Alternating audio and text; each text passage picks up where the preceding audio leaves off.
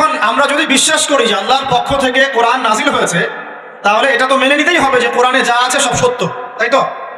আল্লাহ পাক কি মিথ্যা বলতে পারেন? নাউযুবিল্লাহ। এখন কোরআন এবং হাদিসের অনেক বিষয় আমরা প্রমাণ করতে সক্ষম হই আমাদের ক্ষুদ্র জ্ঞানে। আবার এমন অনেক বিষয় আছে যেগুলো আমরা আমাদের ক্ষুদ্র জ্ঞানে প্রমাণ করতে পারি না। যেমন ফেরেশতার অস্তিত্ব কি আমরা প্রমাণ করতে পেরেছি? আপনি কি ল্যাবে প্রমাণ করতে পারবেন? জিন জাতির অস্তিত্ব আমরা কি চোখে দেখে প্রমাণ করতে পারবো? কবরে আযাব দেওয়া হয়, আপনি কি এটা দেখে প্রমাণ করতে পারবেন? রূহ বা আত্মা বলে কিছু আছে আমাদের দেহের মধ্যে, এটা কি আপনি প্রমাণ করতে পেরেছেন? অনেক সময় মুমিন ব্যক্তি স্বপ্ন দেখে এবং স্বপ্নগুলো সত্য হয়, হয় কি না? এবং হাদিসে এসেছে শেষ জামানায় মুমিন ব্যক্তির স্বপ্ন কিন্তু সত্য হবে বেশি বেশি। তো এখন এই যে এমন কিছু বিষয় যেগুলো আমরা বাহ্যিক জ্ঞান দিয়ে প্রমাণ করতে পারছি না, কিন্তু আল্লাহ রাব্বুল আলামিন বলেছেন এগুলো সত্য, আমরা চোখ বন্ধ করে বিশ্বাস করি কিনা? বিশ্বাস করেন কিনা? জান্নাত দেখেছেন? জাহান্নাম দেখেছেন? না দেখে বিশ্বাস করি কিনা?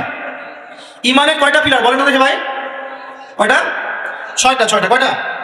আল্লাহে বিশ্বাস, ফেরেশতাগণে বিশ্বাস, নবী রাসূলগণে বিশ্বাস, আসমানি কিতাব সমূহে বিশ্বাস, পরকালের জীবনে বিশ্বাস, তাকদীর বা ভাগ্যের ভালো মন্দে বিশ্বাস। এই ছয়টার মধ্যে শুধু কোরআন এবং মুহাম্মদ সাল্লাল্লাহু আলাইহি ওয়াসাল্লামকে বাদ দিয়ে আপনি কোনোটাই দেখেন না।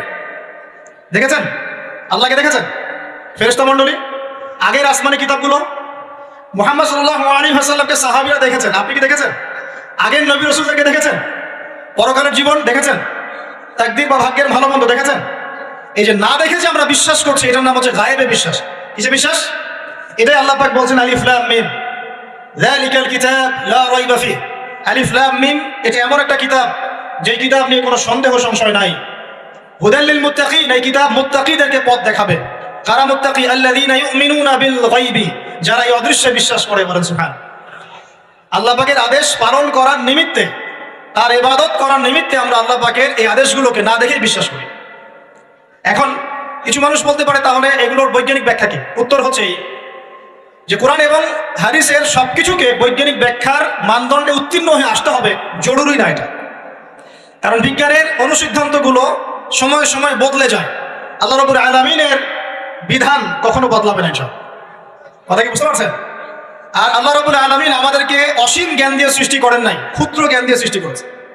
আমরা আমাদের ক্ষুদ্র জ্ঞানে এতটুকু প্রমাণ করতে পারবো না, ভালো করে বোঝেন, আমরা আমাদের ক্ষুদ্র জ্ঞানে এতটুকু প্রমাণ করতে পারবো না যে আগামীকাল আপনার সাথে কি ঘটবে। বলতে পারবেন? কেউ পারবে? তো যে মানুষ তার সাথে আগামীকাল কি ঘটবে সেটাই বলতে পারছে না, সেই মানুষ কি আল্লাহ রাব্বুল আলামিনের এই মহাবিশ্বের অসীম জ্ঞানের অতল তলে ডুব দিতে পারবে? আমি বলছিলাম ইমানের 6 পিলার কি আপনি চোখে দেখেছেন? তারপরে বিশ্বাস করি কিনা ভাই?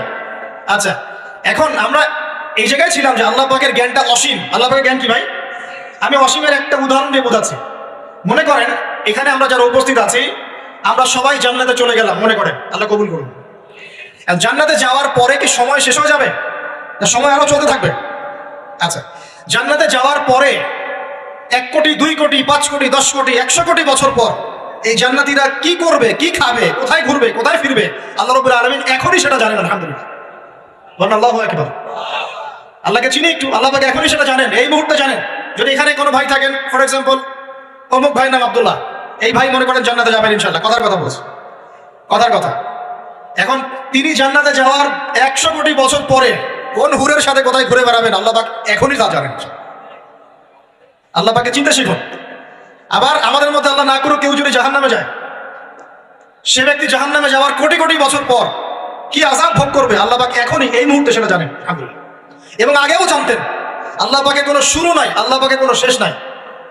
আল্লাহ পাকের কোনো শুরু নাই, আল্লাহ পাকের কোনো শেষ নাই। এমন নয় যে আল্লাহ পাক আমাদেরকে সৃষ্টি করে সৃষ্টিকর্তা হয়েছেন, রিজিক দাতা হয়েছেন, পালন কর্তা হয়েছেন, এমন নয়। সৃষ্টি করার আগে থেকেই আল্লাহ পাক সৃষ্টিকর্তা, পালন কর্তা, রিজিক দাতা সবকিছুই ছিলেন। বলেন আল্লাহু আকবার। আল্লাহ পাক একজন, তার কোনো শরীক নাই। আল্লাহ রাব্বুল আলামিনের জ্ঞান অসীম। এটার উদাহরণ হাদিসে দেওয়া হয়েছে এভাবে যে মুসা এবং খিদির আলাইহিস সালাম নৌকায় সফর করছেন, একটা পাখি এসে নদী থেকে 1 ফোঁটা পানি খেয়ে চলে গেল।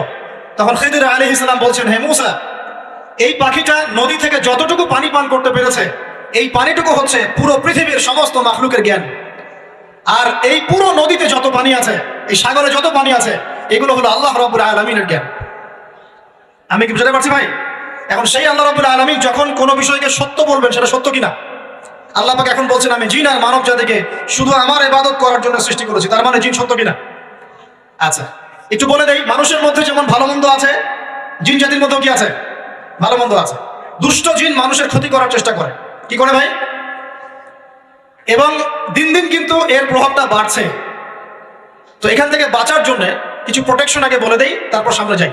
প্রত্যেক দিন সকালে এবং সন্ধ্যায় 3 বার করে সূরা ইখলাস পড়বেন। কুল হুয়াল্লাহু আহাদ, আল্লাহুস সামাদ, লাম ইয়ালিদ ওয়া লাম ইউলাদ ওয়া লাম ইয়াকুল লাহু কুফুয়ান আহাদ।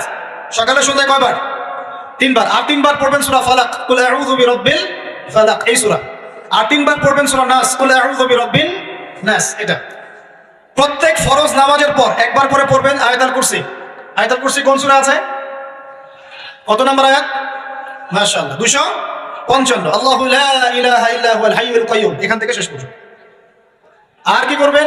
রাতের বেলা ঘুমানোর সময় পড়বেন সূরাতুল বাকারা এর শেষের 2টা বা 3টা আয়াত। লিল্লাহি মা ফিস সামাওয়াতি ওয়া মা ফিল আরদ, এখান থেকে ফানসুরনা আলাল কওমিল কাফিরিন পর্যন্ত। নবী সাল্লাল্লাহু আলাইহি ওয়াসাল্লাম বলেছেন, রাতের বেলা কেউ যদি সূরা বাকারার শেষের এই 2টা 3টা আয়াত পড়ে ঘুমায়, সারা রাত আপনি যদি ইবাদতে থাকতেন যে নেকি পেতেন, এটা পড়ে ঘুমানোর ফলে সেই নেকি পাবেন ইনশাআল্লাহ। এখন বলেন দেখি, কতজনের সূরা বাকারার শেষের 3টা আয়াত মুখস্থ আছে? মাশাআল্লাহ। এখন বলেন আমাকে, আল কোরআনের আলো ঘরে ঘরে কি জ্বলবে? বলেন। শোনেন, আমার কথা রাগ করেন না। আমরা তো সবাই চাই যে আল্লাহর কোরআন আল্লাহর জমিনে প্রতিষ্ঠা লাভ করুক, চাই কি না? তাহলে সবার আগে নিজের মধ্যে কোরআন কায়েম করতে হবে। কোথায়? আগে নিজের উপর কোরআন কায়েম করুন, নিজের উপর সুন্নাহ কায়েম করুন, নিজের উপর দিন কায়েম করুন। ইনশাআল্লাহ দিন ঘরে ঘরে পৌঁছে যাবে। প্রত্যেক ঘরের মানুষ এই নিয়াত করতে পারি কি ইনশাআল্লাহ, যে আমরা সবাই কোরআন পড়া শিখবো ইনশাআল্লাহ। কোরআনের বাছাই করা কিছু আয়াত অন্তত মুখস্থ করবো ইনশাআল্লাহ। পুরা কোরআন তোমাদেরকে মুখস্থ করতে বলছি না, হয়তো অনেকে পারবে না, যারা পেরেছে তারা সৌভাগ্যবান, আলহামদুলিল্লাহ। কমপক্ষে সূরা বাকারার শেষের 3টা আয়াত পারবো না ভাই? আয়াতুল কুরসি পারবো না? সূরা ফালাক, সূরা নাস, সূরা ইখলাস, সূরা কাফিরুন, সূরা হাশরের শেষের 3টা আয়াত, সূরা কাহাফ এর প্রথম 10 শেষ 10 আয়াত, সূরা কাহাফ প্রথম 10 শেষ 10 আয়াত, সূরা সাফফাত এর প্রথম 10 আয়াত, সূরা আর রহমান, সূরা ইয়াসিন, সূরা মুলক। এই যে কমন জিনিসগুলো, এগুলো মুখস্থ করতে পারবো না ভাই ইনশাআল্লাহ? আল্লাহ পাক সবাইকে তৌফিক দান করুন, বলি আমিন। আর এখন যারা বিয়ে শাদী করেন নাই, নিয়াত করেন যে আপনাদের ঘরে যে সন্তান আসবে, আচ্ছা সন্তানের আগে বউয়ে আসে নাকি? আচ্ছা, যারা বিয়ে শাদী করেন নাই নিয়াত করেন, দিনদার, মুত্তাকি, পরহেজগার, কোরআনওয়ালা মেয়ে ছাড়া বিয়ে করার দরকার নেই। বাস বাস বাস বাস বাস। শোনেন, এর মানে এই নয় যে খালি মাদ্রাসার মেয়েদেরকে বিয়ে করবেন, বরং এমন অনেক দিনী বোন আছেন আমাদের স্কুল কলেজ ইউনিভার্সিটিতে পড়েন, তারা অনেক বেশি দিন চর্চা করেন। মাশাআল্লাহ। আমি বলেছি কোরআনওয়ালা দিনদার পর্দাশীল নারী বিয়ে করবেন, এবং দ্বিতীয় নিয়াত করেন যে সন্তানই হবে কমপক্ষে একটা সন্তানকে হাফেজে কোরআন বানাবেন ইনশাআল্লাহ, একটা সন্তানকে আলেম বানাবেন ইনশাআল্লাহ। আপনার মেয়ে হলে সেই মেয়েকে আয়েশা রাদিয়াল্লাহু আনহার মতো বানান ইনশাআল্লাহ। আপনার ছেলে হলে আপনার ছেলেকে আবু বকর, ওমর, ওসমান, আলী রাদিয়াল্লাহু আনহুম আজমাইন তাদের আদর্শে করে তোলেন ইনশাআল্লাহ। পারা যাবে না ভাই? যখন ঘরে ঘরে কোরআনওয়ালা মানুষ তৈরি হবে না, আল্লাহর জমিনে আল্লাহর দিন এমনি প্রতিষ্ঠা হয়ে যাবে ইনশাআল্লাহ। বাতিল কোন দিক পালিয়ে যাবে? ঠিক নাই? সবকিছু শেষ আছে না বলেন তো? সব কিছু শেষ আছে। নমরুদ আছে না নাই? দুনিয়াতে আছে। মানুষ তার নামও স্মরণ করে। যখন সে দুনিয়া ছিল মনে হচ্ছিল দুনিয়াটাই তার, তখন মনে হচ্ছিল কি দুনিয়াটাই নমরুদের। ফেরাউন দুনিয়া আছে না নাই? আছে। তার নামও কি মানুষ স্মরণ করে? যখন ফেরাউনের রাজত্ব ছিল, যুগ ছিল, তখন মনে হতো যে পুরো দুনিয়াটাইও। কথা বুঝতে পারছেন? এরকম প্রত্যেক যুগে যুগে। আজ জাতির নাম শুনেছেন? আজ জাতি এই তাল গাছের সমান লম্বা চওড়া ছিল এক একজন, বিশ্বাস করছেন না? তাল গাছের সমান লম্বা চওড়া ছিল, এবং পাহাড় কেটে কেটে তারা বাড়িঘর নির্মাণ করত। তাদের কাছে আল্লাহ পাক নবী হিসেবে পাঠিয়েছিলেন হুদ আলাইহিস সালামকে। কোন নবী? সূরা হুদ পড়ে দেখবেন। আপনি যদি কবিতা, সাহিত্য, ছন্দ এগুলো পছন্দ করেন, তাহলে সূরা হুদ আপনার জন্য। সুবহানাল্লাহ। আপনি যদি কবিতা, সাহিত্য, ছন্দ, বালাগাত পছন্দ করেন, সূরা আর রহমান আপনার জন্য, সূরা হুদ আপনার জন্য, সূরা শুআরা এগুলো আপনার জন্য। এত চমৎকার কাব্যিক বিন্যাস আছে, মানে কবিতার ছন্দে ছন্দে উপন্যাস ব্যাখ্যা করা হয়েছে। সুবহানাল্লাহ। মানুষ তো কোরআনকে মূল্যায়ন করে না। আমি লাস্ট জুমার খুতবার একটা লেকচারে বলেছিলাম, সূরা ইউসুফ, এই যে এখন সারা বিশ্বে অর্থনীতি নিয়ে যে কত কথা হচ্ছে, অর্থনৈতিক সংকট, এইটা সেটা বলা হচ্ছে না, সবার ঘরে ঘরে এগুলো আলোচনা হয় তো মাশাআল্লাহ। আপনি বিশ্বাস করেন সূরা ইউসুফের মাত্র 4টা আয়াতের মধ্যে আল্লাহ পাক এই পুরো বিশ্বের অর্থনৈতিক সমস্যার সমাধান দিয়ে দিয়েছেন। বলে দেবো কি সমাধান? পরে বলছি। আগে আপনাদের এই পয়েন্টটা শেষ করি। ঘরে ঘরে কোরআনওয়ালা মানুষ তৈরি হবে তো ইনশাআল্লাহ? আল্লাহ কবুল করুন, বলি আমিন। কোরআনের এই বিশেষ সূরাগুলো মুখস্থ করতে পারবো তো ইনশাআল্লাহ ভাই? এগুলো নিয়মিত চর্চা করলে আপনাকে দুষ্ট জিন, জাদু, বদনজর এগুলো গ্রাস করবে না ইনশাআল্লাহ। আরেকটা বইয়ের নাম বলে দেই, বই কিনবেন। আমি যে প্রত্যেকটা লেকচারে একটা করে 2টা করে বইয়ের নাম বলি, বইগুলো কিনবেন আল্লাহর রাস্তায়। আজকে শুধু একটা বইয়ের নাম বলবো না, আজকে আমি এমন একজন রাইটারের নাম বলে দিব যে রাইটারের সবগুলো বই বাসায় কিনবেন আপনারা ইনশাআল্লাহ। যদি আপনি এই রাইটারের, এই আলেমের সবগুলো বই বাসায় রাখতে পারেন এবং চর্চা করতে পারেন, ইনশাআল্লাহ আপনি সিরাতুল মুস্তাকিমেই থাকবেন ইনশাআল্লাহ। আমি আপনার জিম্মেদার হচ্ছি ইনশাআল্লাহ। যদি আপনি পথভ্রষ্ট না হয়ে যান, এই বইগুলোতে এত চমৎকার করে গাইডলাইন দেওয়া আছে, আপনি ইনশাআল্লাহ সঠিক পথেই থাকবেন। নামটা বলে দিব, সবার প্রিয় আলেম, পুরো বিশ্বের, শুধু বাংলাদেশের নয়, অন্যতম একজন প্রিয় আলেম, বিদগ্ধ আলেমে দ্বীন আল্লামা মুফতি তাকি উসমানী দামাত বারাকাতুহু। নাম শুনেছেন? এই নামটা শুনেছেন? আচ্ছা, তার অনেক বই আছে, প্রায় 200, 300, 400। সবগুলা বই বাসায় কিনবেন ইনশাআল্লাহ। ইবাদত নিয়ে বই আছে, মুআমালাত নিয়ে বই আছে, তাসাউফ নিয়ে বই আছে, জিকির নিয়ে বই আছে, অর্থনীতি নিয়ে বই আছে, ওয়ার্ল্ড অ্যাফেয়ার্স নিয়ে বই আছে, প্রতিটা সাবজেক্ট ধরে ধরে বই আছে। কোথায় পাবেন? এই তো অনলাইনে অনেক বুকশপ আছে না, এগুলোতে পাবেন। বাংলা বাজারে, ঢাকায় পাবেন। এগুলো অনুবাদ হয়ে গেছে আলহামদুলিল্লাহ। এবং বাংলাদেশে অনেক স্টুডেন্ট আছে তার হাতে গড়া, তাদের ইলম, তাদের আমল, তাদের আখলাক দেখলে পরকালকে চেনা যায় মাশাআল্লাহ। বই কিনতে পারবেন তো একটু ইনশাআল্লাহ? আরে ভাই, ইউনিভার্সিটির ক্যান্টিনে বসলেই তো 100 টাকা শেষ হয় আপনার। আর ক্যান্টিনে যদি বোরখাওয়ালা কাউকে নিয়ে বসেন তাহলে তো শেষ। এখন সহি প্রেম করে মানুষ। এক ভাই প্রশ্ন করেছে সেদিন, কালকেই, যে সে দিনের পথে ফিরে এসেছে কিন্তু তার গার্লফ্রেন্ডকে ভুলতে পারে না। তো বলছে, ভাই তাকে দাওয়াত দেওয়ার খাতিরে হলেও কি ফোনে কথা বলা যাবে? কি উত্তর দিব বলেন? আপনি পবিত্র হতে যাচ্ছেন কিনা? পবিত্র হতে যাচ্ছেন, পবিত্র পথে আসতে যাচ্ছেন, তাহলে অপবিত্র পথে আবার কেন ফিরে যাবেন? এগুলো কি হালাল না হারাম? আল্লাহ পাক বলেছেন, লা তাকরাবু জিনা, জিনার ধারের কাছেও যেও না, ধারের কাছেও যেও না। দেখেন, এই একই কথা আল্লাহ পাক আদম এবং হাওয়া আলাইহিস সালামকে এইরকম শব্দে বলেছিলেন, ওয়ালা তাকরাবা হাদিহি শাজারা, তোমরা এই গাছের ফল খেও না এমন নয়, তোমরা এই গাছের কাছেও যেও না। আমার কথা কি বুঝতে পারছেন? মানে এই বাস অতিক্রম করে এসো না এমন নয়, এই বাসের কাছেও বসবে না। বুঝতে পারছেন কথা? একইভাবে আল্লাহ বলছেন, ওয়ালা তাকরাবু জিনা, তোমরা জিনা করো না এমন নয়, জিনার কাছেও। ফিজিক্যাল রিলেশন তো অনেক দূরের কথা, হারাম। আপনি ফোনেও কথা বলবেন না, আল্লাহ পাক তৌফিক দান করেন। আপনি যদি পবিত্র থাকতে পারেন ইনশাআল্লাহ তাআলা, আল্লাহ পাক আপনাকে আপনার উপযুক্ত পাত্র দিবেন ইনশাআল্লাহ। আর যদি আপনি পবিত্র থাকতে না পারেন, এমন হতে পারে হয়তো আপনি পবিত্র কাউকে পান নাই, হতে পারে কিনা? আচ্ছা প্রিয় ভাইয়েরা, বইটা কিনবেন। বইটার নাম, দোয়ার বইটার নাম হলো হিসনুল মুসলিম। কি নাম? হিসনুল মুসলিম। যদি কিনতে না পারেন, ওই যে প্লে স্টোরে ঢুকেন, প্লে স্টোরে ঢুকে দেখবেন যে একটা অ্যাপস আছে হিসনুল মুসলিম। এখানে যতগুলো দোয়া আছে সবগুলো দোয়া আগামী 1 বছরের মধ্যে মুখস্থ করবেন। রাজি আছেন কিনা? আর এখানে সকাল সন্ধ্যায় পড়ার জন্য কিছু দোয়া আছে, সকাল সন্ধ্যায় পড়ার। এই দোয়াগুলো আল্লাহর ওয়াস্তে মুখস্থ করবেন, পারবেন ইনশাআল্লাহ? আল্লাহ তৌফিক দান করবেন। আমি আর একটা আমল বলে দিব, তারপর সামনে যাবো। সেটা হলো 5 ওয়াক্ত নামাজ তো পড়েন মাশাআল্লাহ, নাকি? কারা কারা নামাজ 5 ওয়াক্ত পড়েন হাত তোলেন দেখি। আলহামদুলিল্লাহ, মাশাআল্লাহ, হাত নাম। আর যারা নামাজ পড়েন না, তাদেরকে আমি একটা হাদিস শোনাবো, একটা হাদিস শুনবেন। নবী সাল্লাল্লাহু আলাইহি ওয়াসাল্লাম বলেছেন, قال النبي صلى الله عليه وسلم بين العبد وبين الكفر والشرك ترك الصلاة। আল্লাহ পাকের বান্দা আর একজন কাফের মুশরিকের মধ্যে পার্থক্যই হচ্ছে নামাজ। আল্লাহ পাকের বান্দা মানে মুমিন মুসলিম এবং একজন কাফের মুশরিকের মধ্যে পার্থক্য কি? মান তারাকা সালাতান মুতাআম্মিদান ফাকাদ বারিয়াত মিন যিম্মাতিল্লাহ। কেউ যদি ইচ্ছাকৃতভাবে তার উপর ফরজ নামাজকে ছেড়ে দেয়, সে যেন আল্লাহ পাকের জিম্মেদারি থেকে মুক্ত হয়ে গেল। অন্য হাদিসে আছে, মান তারাকা সালাতান মুতাআম্মিদান ফাকাদ কাফার। কেউ যদি ইচ্ছা করে নামাজ ছেড়ে দেয়, সে ব্যক্তি কুফরি করলো। বলি নাউজুবিল্লাহ। আমরা কি কুফরি করতে চাই নাকি ভাই? নামাজের কথা বলেছি। 5 ওয়াক্ত নামাজ কারা কারা পড়েন না হাত তোলেন এবার। আচ্ছা, লজ্জার কিছু নাই। এখন আমার সাথে তওবা করেন, আমার সাথে তওবা করেন। বলেন, আস্তাগফিরুল্লাহ আল্লাযী লা ইলাহা ইল্লা হুয়াল হাইয়ুল কাইয়্যুম ওয়া আতুবু ইলাইহি। আল্লাহর কাছে সাক্ষী রেখে বলেন, আল্লাহ, আমি জীবনে যত রাকাত নামাজ ছেড়ে দিয়েছি, এর জন্য আমাকে মাফ করো না। ইনশাআল্লাহ আগামী জীবনে আমি বিনা ওজরে 1 ওয়াক্ত নামাজও বাদ দিব না ইনশাআল্লাহ। রাজি আছেন ইনশাআল্লাহ? বাস এই একটা নসিহত যদি আজকে আপনারা আমল করতে পারেন, ইনশাআল্লাহ আজকের মাহফিল সফল। পারা যাবে? আর বই কিনতে বললাম 1 নাম্বার কোন বই বলেন? ইসনুল। আর কোন আলেমের নাম বলেছে? আল্লামা, জুড়ে বলেন। তার অনেকগুলো বই আছে, কেনার চেষ্টা করবেন তো ইনশাআল্লাহ। আল্লাহ পাক তৌফিক এনায়েত করুন, বলি আমিন। তাহলে আমরা সূরা যারিয়াতের 56 নম্বর আয়াতে কি শিখেছি ভাই? আল্লাহ রাব্বুল আলামিন আমাদেরকে সৃষ্টি করেছেন কেন? তার ইবাদত করার জন্য আছে। এখন আমাকে বলেন যে আল্লাহ পাকের ইবাদত করার জন্য আল্লাহ পাক এই দুনিয়াতে আমাদেরকে কত বছর সময় দিয়েছেন বলেন দেখি? সর্বোচ্চ কত হবে? সর্বোচ্চ 60, 70, 100 হতে পারে। এই তো। আমরা কি চিরস্থায়ী থাকবো এখানে না চলে যাব? আচ্ছা, দুনিয়ার জীবনটা তাহলে কি?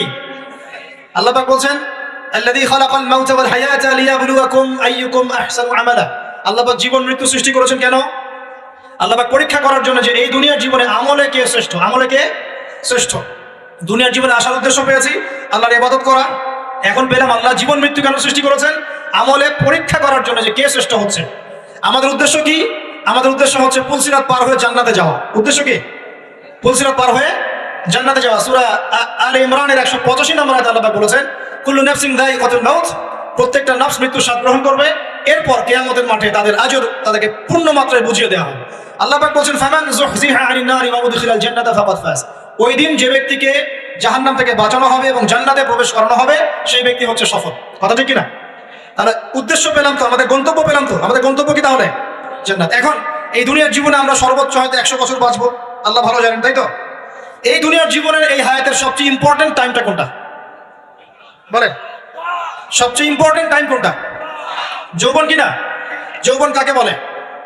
যৌবন কাকে বলে? কত বছর থেকে কত বছর পর্যন্ত? 20 থেকে 40 বা 15 থেকে 40 বা 20 থেকে 50, এই তো। আচ্ছা, এই বয়সের মধ্যে কারা কারা আছেন হাত তুলে দেখি? মাশাআল্লাহ, সবাই তো দেখি এই বয়সে হাত নামান। এখন এই বয়স সম্পর্কে আগে 2টা হাদিস শোনেন, আমার দিকে তাকান, তারপরে আমি বলছি অবস্থা কি, করণীয় কি। আমি বলেছি যুবকদেরকে কিছু নসিহত করবো আজকে, নিয়াত করেছি, ঠিক আছে ভাই?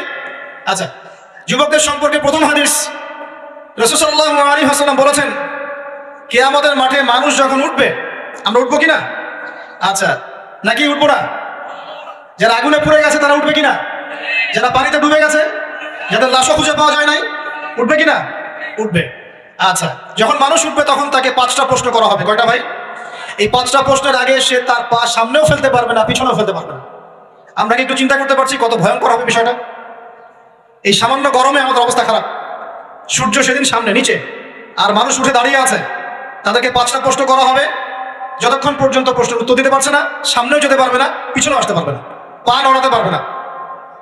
1, তোমার পুরো জীবনটা তুমি কোন কাজে ব্যয় করেছো? উত্তর কি রেডি আছে আমাদের কাছে? আমরা কি বলতে পারবো হে আল্লাহ আমরা আমাদের পুরো জীবন তোমার ইবাদত করে কাটিয়েছি?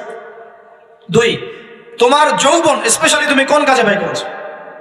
তোমার যৌবন তুমি স্পেশালি কোন কাজে ব্যয় করেছো? যুবকরা কি উত্তর দেওয়ার জন্য প্রস্তুত আছে যে আমাদের যৌবন আমরা আল্লাহর পথে কাটিয়েছি? সবাই কি বলতে পারবো? 3 নাম্বার, তোমার রিজিকের উৎস কি ছিল? কোন পথে সম্পদ অর্জন করেছো? 4 নাম্বার, কোন পথে সম্পদ ব্যয় করেছো? কোন কোন খাতে সম্পদ ব্যয় করেছো? আমরা কি আমাদের আয় এবং ব্যয়ের হিসাব দেওয়ার জন্য প্রস্তুত? 5, তোমাকে আমি যে জ্ঞান দিয়েছিলাম সেই জ্ঞান অনুযায়ী আমল করেছো কিনা? আল্লাহ পাক আমাকে আপনাদের সবাইকে তৌফিক দান করুন, জানা অনুযায়ী আমল করার তৌফিক দান করুন। এই 5টা প্রশ্নের মধ্যে যৌবনকাল ইম্পর্টেন্ট কিনা ভাই? গুরুত্বপূর্ণ কিনা? মাথায় রাখি। সামনে একটা হাদিস শুনুন, রাসূল সাল্লাল্লাহু আলাইহি ওয়াসাল্লাম বলছেন যে এই কিয়ামতের মাঠেই 7 শ্রেণীর মানুষকে আল্লাহ পাক বিশেষ মেহমানদারির ব্যবস্থা করবেন, আরশের ছায়ায় ছায়া দিবেন ইনশাআল্লাহ। কোথায় ছায়া দিবেন? ওই দিন এই ছায়া ছাড়া অন্য কোনো ছায়া থাকবে না। নবী সাল্লাল্লাহু আলাইহি ওয়াসাল্লাম বলেছেন তার মধ্যে প্রথম শ্রেণী হচ্ছে ইমামুন আদিল, ন্যায়পরায়ণ শাসক। ন্যায়পরায়ণ, আচ্ছা, ন্যায়পরায়ণ শাসকের একটা এক্সাম্পল দেই। মক্কার জাহিলি যুগে সাহাবীরা ইমাম নিয়ে এসেছেন, বাস তাদের উপর নির্মম নির্যাতন শুরু হয়ে গেছে, আবু জেহেল, আবু লাহাব, উতবা, শাইবা। তখন সাহাবীরা আল্লাহর রাসূলের কাছে এসে বলছেন ইয়া রাসূলুল্লাহ আপনি একটু বদদুয়া করেন, তাদের উপর বদদুয়া করেন, আমরা তো আর পারছি না। নবী সাল্লাল্লাহু আলাইহি ওয়াসাল্লাম বললেন তোমরা মক্কা থেকে হিজরত করে হাবাসায় চলে যাও। কোথায়? হাবাসা। হাবাসা মানে হচ্ছে আবিসিনিয়া। আবিসিনিয়া মানে এখনকার ইথিওপিয়া, ইরিত্রিয়া। নাম শুনেছেন কি? বিশেষ কোচিং তো করছেন অনেকে। আফ্রিকা মহাদেশের একটা ছোট্ট দেশ ইরিত্রিয়া, ওখানে চলে যাও। তখন বলেছিলেন তিনি হাবাসায় চলে যাও। সাহাবীরা জিজ্ঞাসা করছেন হাবাসায় কেন? নবী সাল্লাল্লাহু আলাইহি ওয়াসাল্লাম বলছেন সেখানে একজন খ্রিস্টান ন্যায়পরায়ণ শাসক আছেন যার রাজ্যে কেউ জুলুমের শিকার হয় না। কি বললাম বলো তো? হাবাসা কে আছেন? একজন মুসলিম না খ্রিস্টান? খ্রিস্টান ন্যায়পরায়ণ শাসক আছেন যার রাজ্যে কেউ জুলুমের শিকার, মুসলমান নন এমন একজন শাসকের প্রশংসা করে আমাদের নবীজি বললেন তার রাজ্যে কেউ জুলুমের শিকার হয়। সুবহানাল্লাহ। সাহাবীরা সেখানে হিজরত করলেন, নেতৃত্ব দিয়েছেন জাফর বিন আবি তালিব রাদিয়াল্লাহু আনহু। সে সাহাবী বাদশা নাজাশী, তার নাম ছিল বাদশা নাজাশী, তার সামনে দাঁড়িয়ে সূরা মারিয়াম তেলাওয়াত করেছিলেন। ওই সূরা মারিয়ামে ইয়াহইয়া, যাকারিয়া, ঈসা, তার মা, এই গল্প ঘটনাগুলো আছে। এই সূরার তেলাওয়াত শুনে বাদশা নাজাশীর চোখ দিয়ে পানি পড়তে পড়তে দাড়ি ভিজে গিয়েছে। সুবহানাল্লাহ। সে সেখানে ঈমান নিয়ে আসেন, মুসলমান হন, আলহামদুলিল্লাহ। আমাদের নবীজি তার জানাজার নামাজ পড়েছিলেন, আমাদের নবীজি তার গায়েবানা জানাজার নামাজও পড়েছেন, বলে সুবহানাল্লাহ। এখানে একটা পয়েন্ট খালি বলতে চাই, একজন অমুসলিম শাসক সম্পর্কে আমাদের নবীজি মন্তব্য করেছিলেন তার রাজ্যে কেউ জুলুমের শিকার হয় না। আর আজকের দিনে সারা বিশ্বের কোন কোন ক্ষেত্রে মুসলিম শাসকদের ব্যাপারেও এই কথা বলা যায় না যে তার রাজ্যে কেউ জুলুমের শিকার হয়। আল্লাহ পাক বলছেন আরশের ছায়া আমি ছায়া দিব 7 শ্রেণীর মানুষকে। কয় শ্রেণী? তার মধ্যে প্রথম শ্রেণী হচ্ছে ইমাম আদিল, ন্যায়পরায়ণ শাসক। আল্লাহ পাক আমাদের সমস্ত শাসকদেরকে ন্যায়পরায়ণ হওয়ার তৌফিক দান। 2 নাম্বার, সেই যুবককে আমি সেখানে আশ্রয় দিব যেই যুবক তার যৌবনকালটা আল্লাহর পথে কাটিয়ে দিয়েছে। এবার কি হাদিসটা আপনি পেয়েছেন? এর আগের হাদিস কি শুনলেন? পা নড়াতে পারবেন না যতক্ষণ পর্যন্ত এই প্রশ্নের উত্তর না দিচ্ছেন যৌবনকাল কোন পথে ব্যয় করেছেন। এখন যদি আল্লাহর পথে ব্যয় করেন তাহলে আরশের ছায়া ছায়া পাচ্ছেন, আলহামদুলিল্লাহ। বাকিগুলো কারা কারা একটু বলে দেই। 3 নাম্বার হচ্ছে সেই ব্যক্তি যে একজন আরেকজনকে মহব্বত করে, এক ব্যক্তি আরেক ব্যক্তিকে মহব্বত করে শুধুমাত্র আল্লাহর সন্তুষ্টির জন্য। কথা কি বুঝতে পারছেন? এই মহব্বত আমার এই ছেলে মেয়ের ফ্রি মিক্সিং না। কথা বুঝতে পারেনি? দিনের খাতিরে মহব্বত, আল্লাহর জন্য মহব্বত, আল্লাহর জন্য। 4 নম্বর এমন ব্যক্তি যে এত গোপনে দান করে যে তার বাম হাত জানে না ডান হাত কি দান করেছে। আমরা তো এখন 1 টাকা দান করলে 100 টাকা ফুটাই। ফেসবুক আছে, মারাত্মক একটা জিনিস ফেসবুক, মানে এটা মানুষকে আর মানুষ রাখে না। যে ব্যক্তি ফেসবুকে আসক্ত তার সাথে কথাবার্তা বলা, লেনদেন, চলাফেরা খুব ডিফিকাল্ট। মানে কি বোঝেন আগে কথাটা? কেন ডিফিকাল্ট? কারণ সে এত বেশি আসক্ত এখানে যে পান থেকে চুন খসলে সে আপনাকে পাবলিকলি ধুয়ে রেখে দিবে। কিছু হলে আপনাকে ফেসবুকে টেনে নিয়ে আসবে, ফেসবুকে সবাইকে বলবে উনি আমার সাথে এই কাজ করছে। আপনি বলারও টাইম পাবেন না যে আপনি নির্দোষ। খুব মুশকিল না এগুলা। আল্লাহ মাফ করুক আমাদেরকে। এমন ভাবে দান করে যে বাম হাত জানে না ডান হাত কি দান করছে। 5 নম্বর এমন ব্যক্তি যে এইটা যুবক, এটাও যুবক, যাকে কোনো সুন্দরী নারী আহ্বান করছে জিনার জন্য, সুন্দরী উচ্চ বংশের নারী, যে আসো আমার সাথে জেনা করো। ওই ইউসুফ আলাইহিস সালামের মতো, মনে আছে? ইউসুফ আলাইহিস সালামের ঘটনা মনে আছে? আচ্ছা, কিন্তু সেই যুবক বলে, সেই ব্যক্তি বলে ইন্নী আখাফুল্লাহ, আমি আল্লাহকে ভয় করি, আমি তোমার সাথে খারাপ কাজ করতে পারবো। এরকম ছেলে এবং এরকম মেয়ে এখন সমাজে খুঁজে পাওয়া যায়? হাতে গোনা, হাতে গোনা। আপনি অনলাইন ঘাটাঘাটি করেন, গুগল করেন, ক্রস চেক করেন, দেখবেন বাংলাদেশের 25 বছরের কম বয়সী ছেলে আর মেয়েদের জেনার হার কত আপনি বের করে দেন। 25 বছরের কম যে যুব সমাজ আমাদের সামনে আছে তাদের মধ্যে কত % যুবক এখন পর্যন্ত ফিজিক্যাল সম্পর্ক করেনি কারোর সাথে, আপনি খুঁজে বের করতে পারেন। শুধু ছেলেদের ক্ষেত্রে এটা নয়, মেয়েদের ক্ষেত্রেও আছে। এই যে অনার্স লাইফ পার করার আগেই বহু মেয়ে সতীত্ব নষ্ট করে ফেলছে, বহু ছেলে সতীত্ব নষ্ট করে ফেলছে। কথাগুলো কি রাগ করছেন? আমি আপনাদের ভাই এবং আমি আপনাদেরকে মহব্বত করি। আমরা জেনার পথে যাবো না, আমরা হালাল সম্পর্ক থাকবো ইনশাআল্লাহ। যখন আপনি জেনায় চলে যাবেন আপনার কলব থেকে আল্লাহ নূর নষ্ট হয়ে যাবে। এটা এমন একটা পাপ যেটা করার পর মানুষ আল্লাহর সামনে মাথা তুলে দাঁড়াতে পারে না, লজ্জায় চোখ নেমে যায়, ইবাদতে স্বাদ পায় না। যখন হারাম সম্পর্কে, ফ্রি মিক্সিং এগুলোতে মানুষ থাকে, ইবাদতে মানুষ স্বাদ পায় না। দিনের পর দিন ইবাদত করে মনোযোগ আসে না, মন লাগে না, চোখ দিয়ে একটু পানি বের হয় না, আল্লাহর জন্য কাঁদতে পারে না, কারণ মনের মধ্যে তো নূর নাই। আর যখন একটা মেয়ে বেপরদায় থাকে, অনেক ইবাদত করলেও তার এই বেপরদায় থাকার কারণে সমাজের বহু মানুষের চোখের জেনা হয়ে যায়। এতে করে ওই সব মানুষের পাপের ফল এই মেয়েটাকে ভোগ করতে হয়। এবং মানুষের চোখের বদনজর লাগে, ওই মেয়ে অসুস্থ হয়ে পড়ে মানসিকভাবে, শারীরিকভাবে। আমি আমাদের যুবক ভাই এবং যুবক বোনদেরকে রিকোয়েস্ট করব, আল্লাহর ওয়াস্তে চরিত্রটাকে পবিত্র রাখার চেষ্টা করুন। আল্লাহ পাক তৌফিক দান করুন। এই যুবককে আল্লাহ পাক আরশের ছায়া ছায়া দিবেন যে একটা মেয়েকে পেয়েও আল্লাহর ভয় তাকে ভোগ করে না। আল্লাহ পাক এরকম যুবক ঘরে ঘরে তৈরি করুন। তাহলে কি করবেন ভাই? হালাল উপার্জনের ব্যবস্থা করবেন, ব্যাস সরাসরি বিয়ে করে ফেলবেন। পরিবারকে বোঝানোর চেষ্টা করবেন, না বুঝলে আন্দোলন শুরু করবেন যে আমি জেনা করতে চাই না, আমি বিয়ে করতে চাই, বিয়ে আমার দেওয়ানি লাগবো, এরকম। ব্যাস তারপর দেখবেন বাপ মা কেমন করে বিয়ে না দেয়। আল্লাহ সাহায্য করবে ইনশাল্লাহ। আল্লাহ আমাদের যুবক ভাইদেরকে চরিত্র হেফাজত করার স্বার্থে বিয়েকে সহজ করে দিন। আমি আবার কাউরে নিয়ে পালায় যায় না, ওই কাজ করতে যায় না কিন্তু আবার, ঠিক আছে? কারণ এভাবে কোর্টে গিয়েও যদি একটা মেয়ে বিয়ে করে, এই বিয়ের জায়েজ না জায়েজ নিয়ে অনেক কথা আছে। অতএব এইসব ঝুঁকির মধ্যে যাবেন না, বাসায় বোঝানোর চেষ্টা করবেন। আর এক শ্রেণীর ব্যক্তি আছে যাদেরকে আল্লাহ পাক আরশের ছায়া ছায়া দিবেন। তারা কারা? যারা গোপনে আল্লাহকে স্মরণ করে কাঁদতে পারে, বলি সুবহানাল্লাহ। এখন এই দুটো হাদিসের মধ্যে যুবকদের অবস্থান কি পেয়েছেন? আচ্ছা, আরেকটা শোনাই এবার। নবী সাল্লাল্লাহু আলাইহি ওয়াসাল্লাম বলেছেন, 5টা জিনিস আসার আগেই 5টা বিষয়কে মূল্যায়ন করো। 1, তোমার বার্ধক্য আসার আগেই তোমার যৌবনকে মূল্যায়ন করো। যৌবনের গুরুত্ব পেলেন তো এবার? তোমার মৌত আসার আগেই তোমার জীবনকে মূল্যায়ন করো। অসচ্ছলতা আসার আগেই সচ্ছলতাকে মূল্যায়ন করো। অসুস্থতা আসার আগেই সুস্থতাকে মূল্যায়ন করো। এবং এই যে কথাটা বললাম যে তোমার বার্ধক্য আসার আগেই যৌবনকালটাকে মূল্যায়ন করো। এই হাদিসগুলোর মধ্যে আমরা সংক্ষিপ্ত পরিসরে যৌবনকালের গুরুত্ব পাচ্ছি কিনা ভাই? এখন এই যৌবনকালটা আমাদের কাটানো উচিত আল্লাহ পাকের ইবাদতের মধ্য দিয়ে। এই যৌবনকালটা আমাদের কাটানো উচিত কয়েকটা বিষয়ের মধ্য দিয়ে। তার মধ্যে আমি 10টা পয়েন্ট আপনাকে বলবো। কয়টা ভাই? 10টা। 1, এই যৌবনকালে সবার আগে আমাদের কর্তব্য হচ্ছে দ্বীনের ইলম অর্জন করা। কি করা ভাই? দ্বীনের ইলম অর্জন বলতে আমি কি বোঝাচ্ছি? দ্বীনি ইলম অর্জন বলতে আপনাকে আমি বোঝাচ্ছি যে কমপক্ষে কোরআনটুকু তেলাওয়াত করতে শিখুন, হাদিসগুলো পড়তে শিখুন, ইসলামী বইপত্র পড়াশোনা করুন, পাশাপাশি জেনারেল সাবজেক্টগুলো পড়াশোনা করুন। এদিকে আপনি এগিয়ে যান, এদিকেও এগিয়ে যান, দুই দিকে আগাতে থাকেন। এর পাশাপাশি বরেণ্য ওলামায়ে কেরামদের সহবতে থাকার চেষ্টা করেন। যারা রিনাউন্ড এবং বরেণ্য ওলামায়ে কেরাম, তাদের সহবতে থাকার চেষ্টা করেন। ইলম অর্জনের অনেক ধাপ আছে। শুরু করেন কোরআন তেলাওয়াত দিয়ে, তারপর আস্তে আস্তে হাদিসে যান, কোরআনের তাফসিরে যান, ইতিহাস পড়েন, ইসলামের ইতিহাস পড়েন, ইসলামিক অর্থনীতি পড়েন, রাসূলের জীবনী সিরাত পড়ে দেখেন, ইসলামিক ফিকহের বইগুলো পড়ে দেখেন। আস্তে আস্তে গ্র্যাজুয়ালি আপনি সামনে যান। এই সিলেবাসটা আপনি কোত্থেকে পাবেন? এই সিলেবাসটা দেখবেন প্রত্যেক জেলায় জেলায় বরেণ্য কওমি ওলামায়ে কেরাম আছেন না, তাদের সাথে পরামর্শ করবেন, আপনাকে সুন্দর সিলেবাস করে দিবে ইনশাআল্লাহ। এইভাবে আপনি পড়াশোনা করবেন এবং ওস্তাদের সাথে থেকে পড়াশোনা করবেন। একা একা সবকিছু করা যায়? একা একা সবকিছু করা যায় না। একটা সিলসিলা লাগে, একটা ওস্তাদের সহবত লাগে, নাকি? একা একা কি কোরআন সুন্নাহ সব বুঝে ফেলতে পারবেন আপনি? তাই মনে হয়? কখনোই না। অতএব বরেণ্য আলেমদের সহবত লাগবে, আবার আপনার চেষ্টাও লাগবে। আল্লাহ পাক তৌফিক দান করুন। এই যৌবনকালের প্রথম কাজ কি ভাই? ইলম অর্জন করা। 2 নম্বর, এই যৌবনকালে আমরা যে পরিমাণ ফিজিক্যালি ফিট থাকি, শরীরে শক্তি থাকে, উদ্যম থাকে, আমাদের বয়সটা 40-50 হয়ে গেলে সেটা থাকবে না। থাকবে? অতএব এই যৌবনকালে বেশি বেশি ইবাদত করতে থাকেন। আল্লাহ পাক তৌফিক দান। এই যৌবনকালে 5 ওয়াক্ত নামাজ তো পড়বেনই, এর পাশাপাশি নফল নামাজগুলো পড়ার চেষ্টা করুন।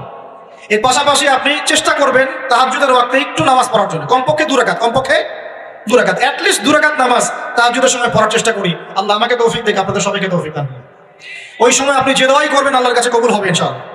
যে দোয়াই করবেন আল্লাহ কবুল করবেন ইনশাআল্লাহ, যদি আপনার রিজিকটা কি হয়? হালাল হয়। হারাম রিজিক দিয়ে ইবাদত কবুল হয়? হারাম রিজিকের দোয়া কবুল হয়? কবুল হয় না।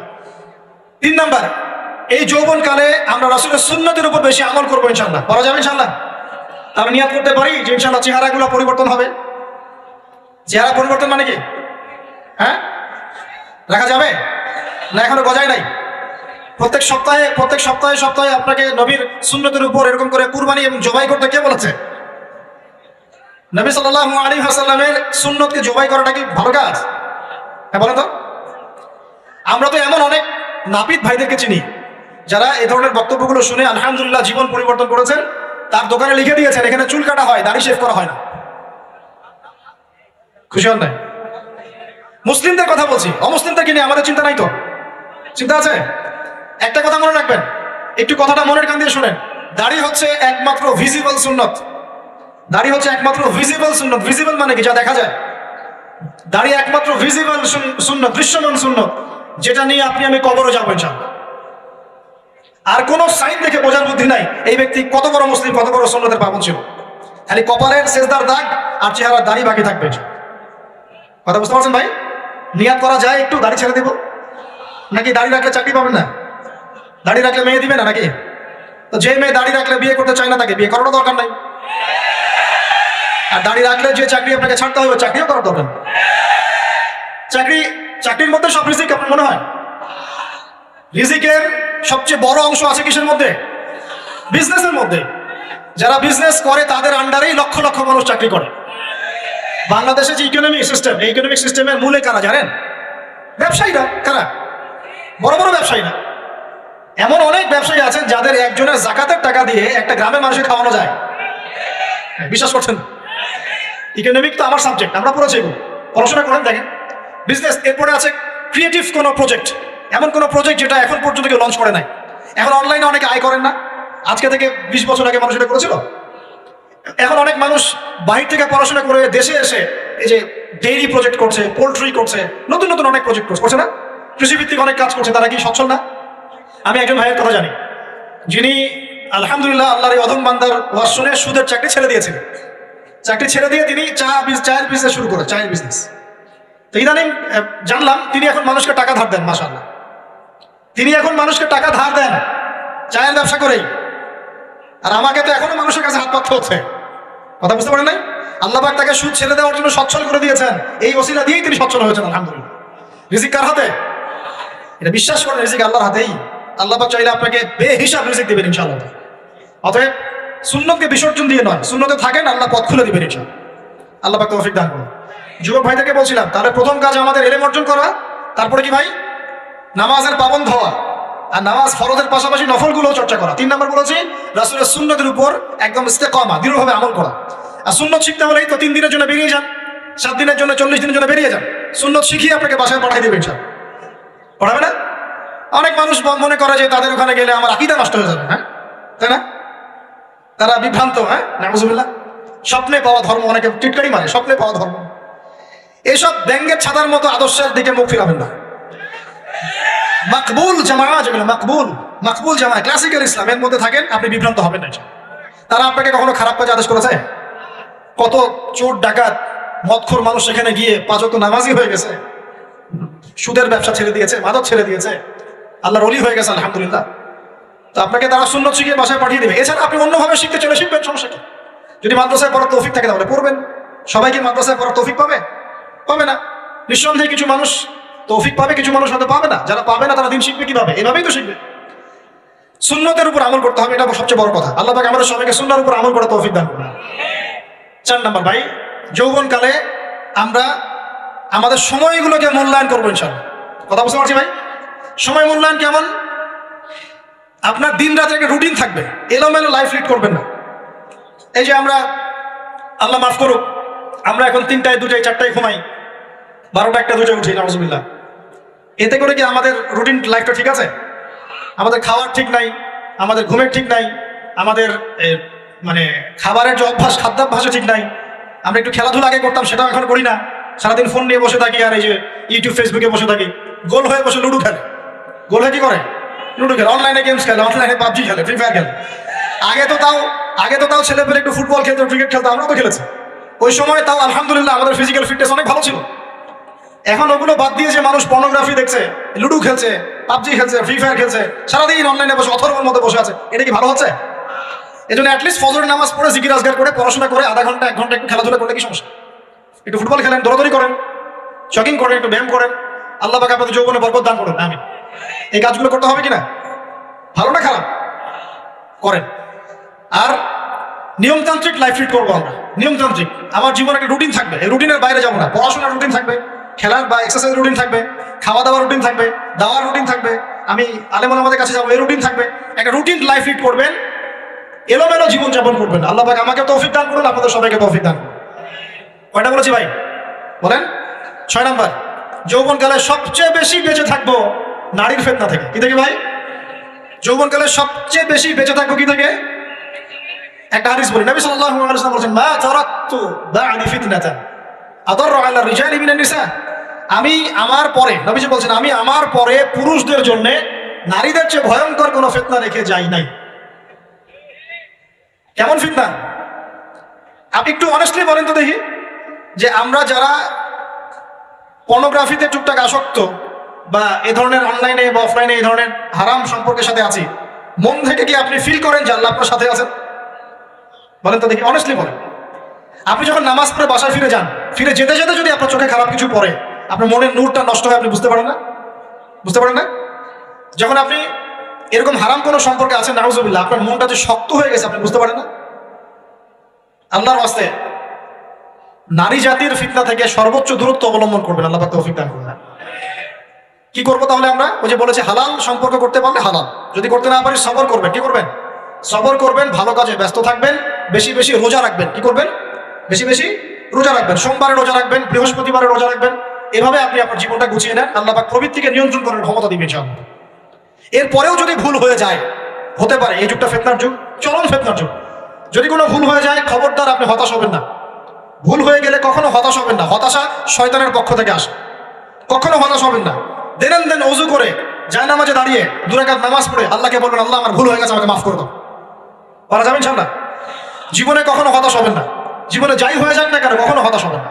মনে রাখবেন আল্লাহ আপনার রব, আল্লাহ আপনার সাথে আছেন ইনশাআল্লাহ। অতএব নারীর ফিতনা থেকে নিজেকে বাঁচিয়ে রাখার চেষ্টা করুন, আল্লাহ পাক তৌফিক এনায়েত করুন।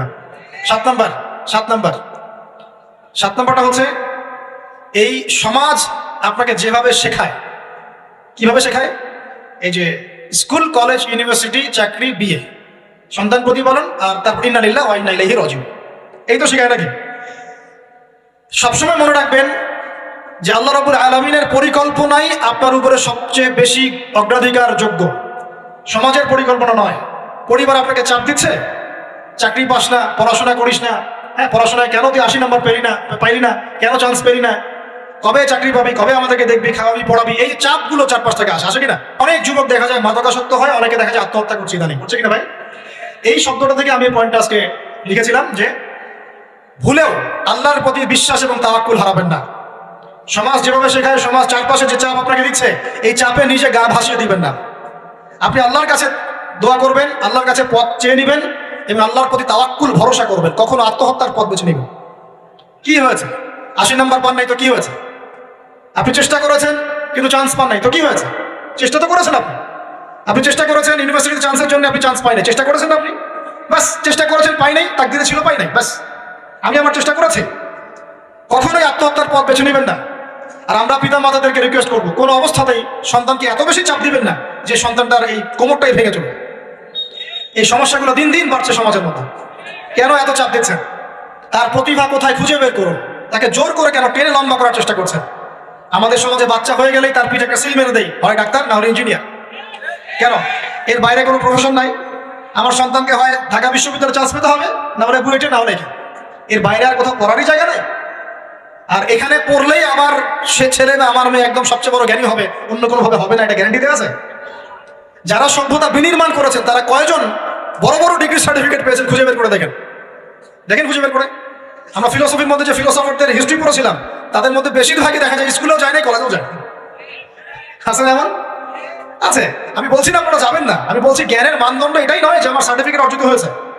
সার্টিফিকেটটাই জ্ঞানের মানদণ্ড নয় তো। হ্যাঁ, প্রতিযোগিতার একটা জগৎ আছে, আমাকে সেই জগৎ উতরাতে হবে। আপনি চেষ্টা করবেন, যদি না হয় তাকদীরে ছিল, হয় নাই, বাস হয় না। আমাকে আল্লাহ পাঠিয়েছেন তার ইবাদত করার জন্য, এখানে আত্মহত্যা করার জন্য আল্লাহ আমাকে পাঠান নাই।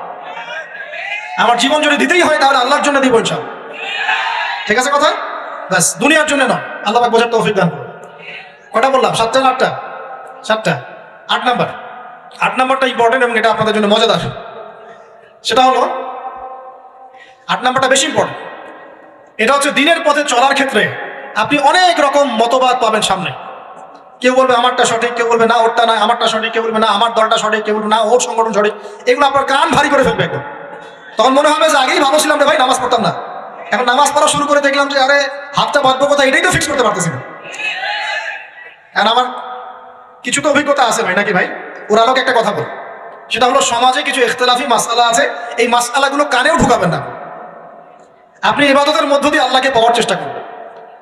এবং চিরায়ত একটা ইসলাম আমরা ফলো করছি না, এই ইসলামের মধ্যে এমন কিছু নাই যেটা আপনাকে জাহান্নামে নিয়ে যাবে, এমন কিছু নাই। হ্যাঁ, প্রত্যেকটা ঘরানার মধ্যে কিছু বিভ্রান্ত মানুষ থাকতে পারে, এমন কিছু মানুষ এমন আমল করছে যে আমলটা হয়তো কোরআন এবং হাদিসে নাই। এটা তার সমস্যা, কোরআন সুন্নাহর সমস্যা নয়। কথা বুঝতে পারছেন? এটা তার সমস্যা, সেই বেদাতটা করছে, সেই শিরকটা করছে। তার মানে এই নয় যে কোরআন হাদিস আমাকে শিরক শিখিয়েছে, বেদাত শিখিয়েছে। কোরআন এবং হাদিসে যেটা আছে এটা সুন্দর এবং এটা চিরায়ত একটা ক্লাসিক্যাল ইসলাম আমাদের কন্টিনেন্টে আছে, বাংলাদেশেও আছে। এখানে থাকলে আপনি বিভ্রান্ত হবেন না ইনশাআল্লাহ তাআলা। বরেণ্য ওলামায়ে কেরামদের কাছে গিয়ে অন্তত একজন হকপন্থী আলেমের সাথে পরামর্শ করে আপনি আমল করার চেষ্টা করুন। আর যে বিষয়গুলো নিয়ে ইখতিলাফ আছে এগুলো নিয়ে সমাজে মত পার্থক্য সৃষ্টি করে সমাজটাকে বিভক্ত করতে যায় না। আল্লাহর রাস্তে মসজিদ ভাগ করতে যায় না, সমাজকে ভাগ করতে যায় না। জাতিগত ঐক্যটা রক্ষা করেন, আল্লাহ পাক বোঝার তৌফিক দান। আর যদি মানুষের মধ্যে খারাপ কিছু দেখি, ওই খারাপ কিছু বিষয়টা আমি এড়িয়ে যাবো। আর কোনটা ভালো কোনটা খারাপ আমি বুঝবো কিভাবে? আমি 10 জন আলেমের সাথে পরামর্শ করবো, বাস। আমি এত বড় আলেম নই, তাহলে আমি 10 জন আলেমের সাথে পরামর্শ করবো যে হুজুর এই বিষয়টা চলছে, এটা সম্পর্কে আসলে বিষয়টা কি। একটা ঘরানার দিকে কখনো আপনি সাম্প্রদায়িকভাবে বায়াস্ট হয়ে যাবেন না। আপনি আপনার চিন্তাটাকে লিবারেল রাখবেন, হকটা যেখানে পাবো সেটা নিব ইনশাআল্লাহ। এমন নয় যে উনি বলেছেন বলেই হক, আর কারোটা নিব না, ওনারটাই নেব, এভাবে চিন্তা করবেন না। হক যেখানে আছে সেখানে যাবেন আপনি ইনশাআল্লাহ। আল্লাহ পাক আমাদেরকে বোঝার তৌফিক দান। আর যে ইখতিলাফগুলো আছে এগুলো নিয়ে সমাজকে বিভক্ত করতে চায় না, মতানৈক্য নিয়েই ঐক্য হবে ইনশাআল্লাহ তাআলা। আল্লাহ পাক আমাদেরকে এই কথাটা বোঝার তৌফিক দান। আর শেষের দুটো হলো, যৌবনকালে আমরা আমাদের পরবর্তী জীবনের প্রস্তুতি গ্রহণ করবো ইনশাআল্লাহ। কারণ বার্ধক্যের জীবনে আপনি কিন্তু এই কাজগুলো এখন করতে পারছেন, সেগুলো পরে পারবেন না। অতএব এই সময় আপনি আপনার রিজিকের একটা অংশ সঞ্চয় করার চেষ্টা করুন, কিছু সাস্টেইনেবল অ্যাসেট করার চেষ্টা করুন, যাতে পরবর্তী বয়সে গিয়ে আপনাকে দিনের দিকে কাজ করার জন্য দুনিয়ার ফিতনায় পড়তে না হয়। আল্লাহ পাক আপনাদেরকে হালাল রিজিকের ব্যবস্থা করে দিন, আমি দোয়া করি। আল্লাহুম্মা আমিন। আর সবশেষ যেটা বলতে চাচ্ছিলাম, দেখুন যৌবনকালে আমরা যা করতে পারবো অন্য সময় পারি না, তাই এই যৌবনেই ইলম অর্জন করে আল্লাহ পাকের দিনের এই দাওয়াতের মেহনত আমরা শহরে শহরে, গ্রামে গঞ্জে, জেলায় উপজেলায়, প্রত্যন্ত অঞ্চলে সমস্ত জায়গায় পৌঁছে দিব ইনশাআল্লাহ। যৌবনকালে আমরা বেশি বেশি দাওয়াতি কাজ করার চেষ্টা করবো, আল্লাহ পাক তৌফিক দান করুন। যতটুকু জানেন, আপনি এতটুকু জানেন না যে নামাজ পড়তে হয় 5 ওয়াক্ত, তাহলে নিজে পড়েন, মানুষকে নামাজের দাওয়াত দেন। আপনি এতটুকু জানেন না যে ভাই সুদ খাওয়া হারাম, জানেন কিনা ভাই? ব্যাস আপনি মানুষকে বলেন যে ভাই হালাল খাই, সুদ না খাই। আপনি এতটুকু জানেন না যে জেনা করা হারাম, বাস আপনি আপনার বন্ধুকে দাওয়াত দেন, ভাই জেনার দিকে যাস না এবং হারাম অ্যাফেয়ার্সে যাস না। যতটুকু জানেন অতটুকু মানুষের কাছে পৌঁছে দেন, আল্লাহ পাক তৌফিক দান করুন। যুবক ভাইদেরকে আমি এই 10টা নসিহত করলাম আছে, এই নসিহতগুলো একটু মেনে চলেন, যৌবনটা সুন্দর হবে ইনশাআল্লাহ। এছাড়া আর অনেক নসিহত আছে, এগুলো ওই যে বইগুলোর নাম বলে দিয়েছি, আল্লামা তাকি উসমানী হুজুরের যে বইগুলো, এগুলো পড়েন, ইনশাআল্লাহ দেখবেন আর অনেক হেদায়েত আপনি পাবেন। মোটা দাগে কথা হচ্ছে, ইলম অর্জন করতে হবে। রাজি আছে কিনা ভাই? রাজি আছে কিনা বলেন? ইলম অনুযায়ী আমল বাড়িয়ে দিব, রাজি আছে কিনা? হকপন্থী ওলামায়ে কেরামের সাথে পরামর্শ করে চলবো, রাজি আছে কিনা? আমরা যৌবনকালে হালাল রিজিক অন্বেষণের চেষ্টা করবো, রাজি আছে কিনা? যৌবনের সময়কে বিন্যাস করে চলবো, এলোমেলো জীবন যাপন করবো না, রাজি আছে কিনা? নারীদের ফিতনা থেকে বেঁচে থাকার চেষ্টা করবো, রাজি আছে কিনা? আগামী দিনের জন্য, ইসলামকে এগিয়ে নেওয়ার জন্য দাওয়াতের মেহনত করবো, রাজি আছে কিনা? আচ্ছা, এখন আসেন, এগুলো আমাদের করণীয় ছিল, আমাদের যুবকরা এখন করছে কি সেটা শুনুন। আমাদের যুবকরা এখন কিশোর গ্যাং করছে। কিশোর গ্যাং কি করছে? আপনাদের পরিবারের কর্তা যারা আছেন তাদেরকে আমি একটু রিকোয়েস্ট করবো, আপনার সন্তানের দিকে খেয়াল রাখেন। আপনার সন্তানকে যত ছোট মনে করছেন, আপনার সন্তান এখন এত ছোট নয়। কিশোর বয়সে সে এমন পাপও করে ফেলেছে যা আপনি এখনো করেন নাই। কিশোর বয়সে এমন এমন পাপ করা তার শেষ, যা আপনি এখনো চিন্তা করতে পারেন না। অতএব সন্তানকে শুধু গায়ে গতরে বড় করলে হয় না, আমাদের সন্তানকে মানুষ করার জন্য নিজের ঘাম ছেড়ে দিচ্ছি। মানুষ করার অর্থ হচ্ছে ওর আত্মাটাকে গড়ে তোলা, দেহটাকে গড়ে তোলা নয়, তার আত্মাটাকে গড়ে তুলুন। সন্তান থেকে খেয়াল রাখেন। ঢাকা শহরে কিশোর গ্যাংয়ের দৌরত্বে টেকা যাচ্ছে না, রাস্তাঘাটে ছিনতাই করছে, মাদক সেবন করছে, মানুষের সম্পদ মোবাইল ধূপ করে কেড়ে নিয়ে দৌড় দিচ্ছে, এক গ্যাং আরেক গ্যাংয়ের সাথে মারামারি করছে। এগুলো শিখছে কোত্থেকে? এগুলো শিখছে আপনার ওই যে অপসংস্কৃতি দেখে দেখে। পশ্চিম থেকে, আমাদের পার্শ্ববর্তী থেকে অনেক অপসংস্কৃতি ঢুকছে ভিতরে, ওটা দেখে দেখে দেখে দেখে শিখছে কি করতে হয় না। দুইটা গ্যাং তৈরি করছে এবং সিনেমাতে যেমন দেখানো হয় সে নিজেকে ওই রকম করে চিন্তা করা শুরু করেছে। এই কনসেপ্টগুলো মানুষ পাচ্ছে কোথায়? নাটক সিনেমা থেকে পাচ্ছে। একটা দল ক্রিয়েট করেছে, সে সেই দলের নেতা হয়েছে, আরেক দল তাকে মারতে আসছে, সে আবার তাকে মারতে যাচ্ছে। এই যে জিনিসগুলো, এগুলো নাটক সিনেমায় দেখানো হচ্ছে না। যুবকরা শিখছে কোথেকে এগুলো? বাংলাদেশের মেয়েদেরকে একসময় শেখানো হয়েছে তুমি সুন্দর না, তুমি কি না, তাদের মনে ঢোকান তুমি সুন্দর না, আরো সুন্দর হতে চাও, আরো সুন্দর হতে চাও, এই ক্রিম মাখো সুন্দর হয়ে যাও। এই একটা কনসেপ্ট ঢুকিয়ে দিয়েছে মাথায়, তুমি সুন্দর না, তোমাকে আরো সুন্দর হতে হবে। আল্লাহ তোমাকে যে সৌন্দর্য দিয়েছেন এটা যথেষ্ট না, অন্যরা আরো অনেক বেশি সুন্দর, তুমি সুন্দর না, এই ক্রিম মাখো সুন্দর হবে। এই করতে করতে করতে ক্রিমের ব্যবসা শুরু হলো। বাণিজ্য, সবকিছু পিছনে কি থাকে? বাণিজ্য, আর কিছু না। তারপর শুরু হলো যে পার্লার, অমুক ক্রিম তমুক ক্রিম, অমুক সোনো, এই সেই, বাস মেয়েরা পাগল হয়ে গেল। ব্যাস নতুন নতুন আমরা আমাদের সংস্কৃতি ধারণ করে যে কাপড় চোপড় গুলো পরি, কিছু মানুষ শেখালো এর চেয়ে এই ফ্যাশনটা ভালো, এটা পরো। ব্যাস ঈদে ঈদে নতুন নতুন ফ্যাশন আসা শুরু করলো। আর পাঞ্জাবি পায়জামা পরা তো আমাদের বাপ দাদাদেরই সুন্নাত, বাঙালিদেরই সুন্নাত। সব বাদ দিয়ে এখন আমরা কি শুরু করেছি দেখেন তো। এগুলো কিন্তু মিডিয়া দিয়ে আপনাদেরকে ঢোকানো হয়, মিডিয়ার থ্রু দিয়ে। আমরা দেখছি এখন যুবকরা, বহু যুবক মাদকাসক্ত হয়ে যাচ্ছেন, হচ্ছেন কিনা? কিসের এত হতাশা ভাই? কি হয়েছে? আপনার গার্লফ্রেন্ড আপনাকে ছেড়ে চলে গেছে? তা গেছে না হয়তো, কি হয়েছে ভাই? কি হয়েছে? গার্লফ্রেন্ড ছেড়ে চলে গেছে তো কি হয়েছে? আল্লাহ পাকের জমিনে কি মেয়ের অভাব নাকি? 40 জন নারীর দায়িত্ব একটা ছেলেকে নিতে হবে সে জামানায়, মানে মা, বোন, ফুপু, খালা, স্ত্রী, এই সব মিলে 40 জন কাঁধে কাঁধে উঠে যাবে। এখন ঘরে ঘরে মেয়েদের সংখ্যা বাড়ছে না? নবীজি বলেছে সে জামানায় মেয়েদের সংখ্যা বাড়বে, ছেলেদের সংখ্যা কমবে। কমছে কিনা ছেলেদের সংখ্যা? এখন হয়তো এভারেজ 100, 104, পরে দেখবেন আরো বেড়ে গেছে। শুধু আমেরিকান হিস্ট্রি ঘেটে দেখেন, ওখানে ছেলে মেয়ের অনুপাতটা কেমন কমছে, সব জায়গাতে আরো সামনে কমবে। তো একজন গার্লফ্রেন্ড আপনাকে ছেলে চলে গেছে, বাস জীবনটা উৎসর্গ করে দিতে হবে তার জন্য। এখন কি ফেন্সিডিল, গাঁজা, ইয়াবা এগুলো সেবন করতে হবে? আপনাকে কে সৃষ্টি করেছেন ভাই? কি উদ্দেশ্যে? প্রথমে কি একটা বলেছে, কি উদ্দেশ্যে? আমাকে আল্লাহ পাঠিয়েছেন দুনিয়াতে নামাজ পড়তে, রোজা রাখতে, দিনের প্রচার করতে, দিনের জ্ঞান অর্জন করতে, এই তো। তা আমি একজন মেয়ের জন্য জীবন নষ্ট করে দেবো কেন? আমি তাহলে আল্লাহর কাছে কি মুখ দেখাবো আর নবীর কাছে কি মুখ দেখাবো? ওখানে গিয়ে বলবো আল্লাহ আমি আমার অমুক প্রেমিকার জন্য আশায় হয়ে একদম জীবন দিয়ে দিয়েছি, আত্মহত্যা করেছি? গেছে ভাই, যাইতে দেন। যে ব্যক্তি আপনার অবস্থানকে মূল্যায়ন করে নাই সে আপনার যোগ্য ছিল না। এখন আপনি কি করবেন? নিজের অবস্থান উন্নত করেন, আপনার পিছনে লাইন ধরে করবেন ইনশাআল্লাহ। এটাই বাস্তবতা। দুনিয়া খুব খারাপ জিনিস। মানুষ মানুষের অবস্থানকে মূল্যায়ন করে, মানুষ মানুষের অবস্থানকে মূল্যায়ন করে, কিন্তু আল্লাহ রাব্বুল আলামিন আপনাকে সর্বাবস্থায় ভালোবাসেন। এই যে আমরা এখন অনেক পাপ করছি না, আল্লাহকে আমাদেরকে আযাব দিয়ে ধ্বংস করে দিয়েছেন। আল্লাহ পাক এখনো আমাদেরকে ভালোবাসেন, গ্রহণ করেন, অপেক্ষায়। আল্লাহ পাক অপেক্ষা করছেন কখন তওবা করবে, আমি তওবা কবুল করব। এই কখন আমার বান্দা খালি একবার বলে আস্তাগফিরুল্লাহ, আল্লাহ পাক সাথে সাথে মাফ করে দেবেন। আর সেই আল্লাহকে ভুলে আপনি কার পিছনে ছুটছেন? আমরা কিন্তু নিয়াত করতে পারি ভাই যে আমরা যারা ওয়াজ শুনলাম জীবনে কোনোদিন সিগারেটে হাত দিব না। রাজি আছি ভাই? অন্য বড় বড় জিনিস তো বহু দূরের কথা। আচ্ছা, অনেকে রাজি হয় নাই কেন? আপনারা কি অলরেডি আসক্ত? আমি অনেক ভাইকে দেখেছি মাশাআল্লাহ ইফতার খুলেই একদম বেনসন টানা শুরু করে। হ্যাঁ, এটা যে হারাম আপনাদের কেউ ওয়াজ করে শোনায় নাই? এটাকে কি মনে করেন আপনারা, হারাম না হালাল? কেউ বলেছে মাকরুহ, নাকি মাকরুহ ফতোয়া দিয়েছে? মাকরুহ শব্দের অর্থ জানেন আপনি? মাকরুহ শব্দের অর্থ কি একটু শোনেন। সূরা বনী ইসরাঈল খুলবেন। কোন সূরা? সূরা বনী ইসরাঈল। আল্লাহ পাক বলছেন আমি বনু ইসরাঈলকে এই কাজগুলো করতে নিষেধ করেছেন। কোন কোন কাজ? জেনা করো না, জেনা ধার কাছে যেও না, এতিমের মাল আত্মসাৎ করো না, শিরক করো না, ইত্যাদি। যারা আলেম আছেন তারা আমার কথা বুঝবেন। এই কাজগুলোর পরে আল্লাহ পাক বলছেন যে এই প্রত্যেকটা কাজ আল্লাহর কাছে মাকরুহ, অপছন্দের। কিসের? অপছন্দ। তাহলে এটাকে আপনি সহজ মনে করছেন?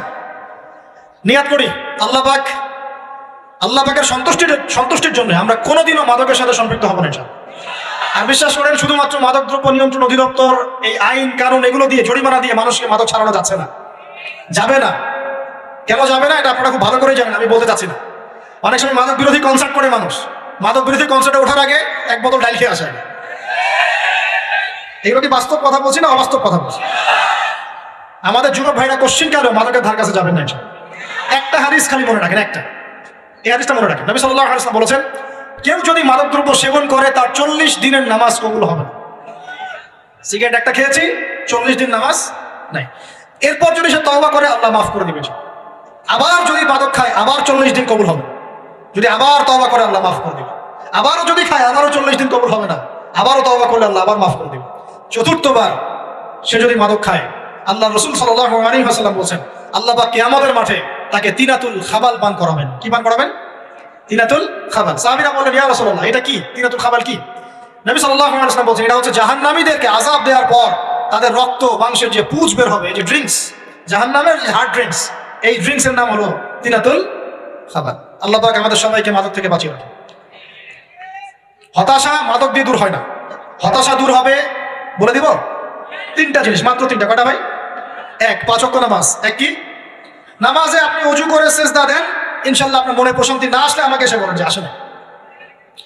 চোখের পানি, মনের আবেগ যা আছে আপনার ভিতরে, কষ্ট, দুঃখ, যন্ত্রণা সব আল্লাহকে ঢেলে দিবেন ইনশাআল্লাহ। নিজের আবেগ ধরে রাখবেন এখানে, আপনি আল্লাহর জন্য ঢেলে দিবেন। মানুষকে আবেগ দেখা কি লাভ? মানুষ আপনার চোখের পানির মর্ম বুঝবে? মানুষ কি মানুষের চোখের পানির মর্ম বোঝে? আপনার পিতা যদি মারা যায় আমার কাছে এসে দোয়া চান, কান্নাকাটি করে, আমি দোয়া করতে পারবো কিন্তু আমি কিন্তু আপনার ফিলিংসটা বুঝতে পারবো না। আপনার অনুভূতি কে বুঝতে পারবেন? আল্লাহ পাক আপনার ঘাড়ের রগের চেয়েও কাছে আছে। সুবহান আল্লাহ পাক ঘাড়ের রগের চেয়ে কাছে আছে।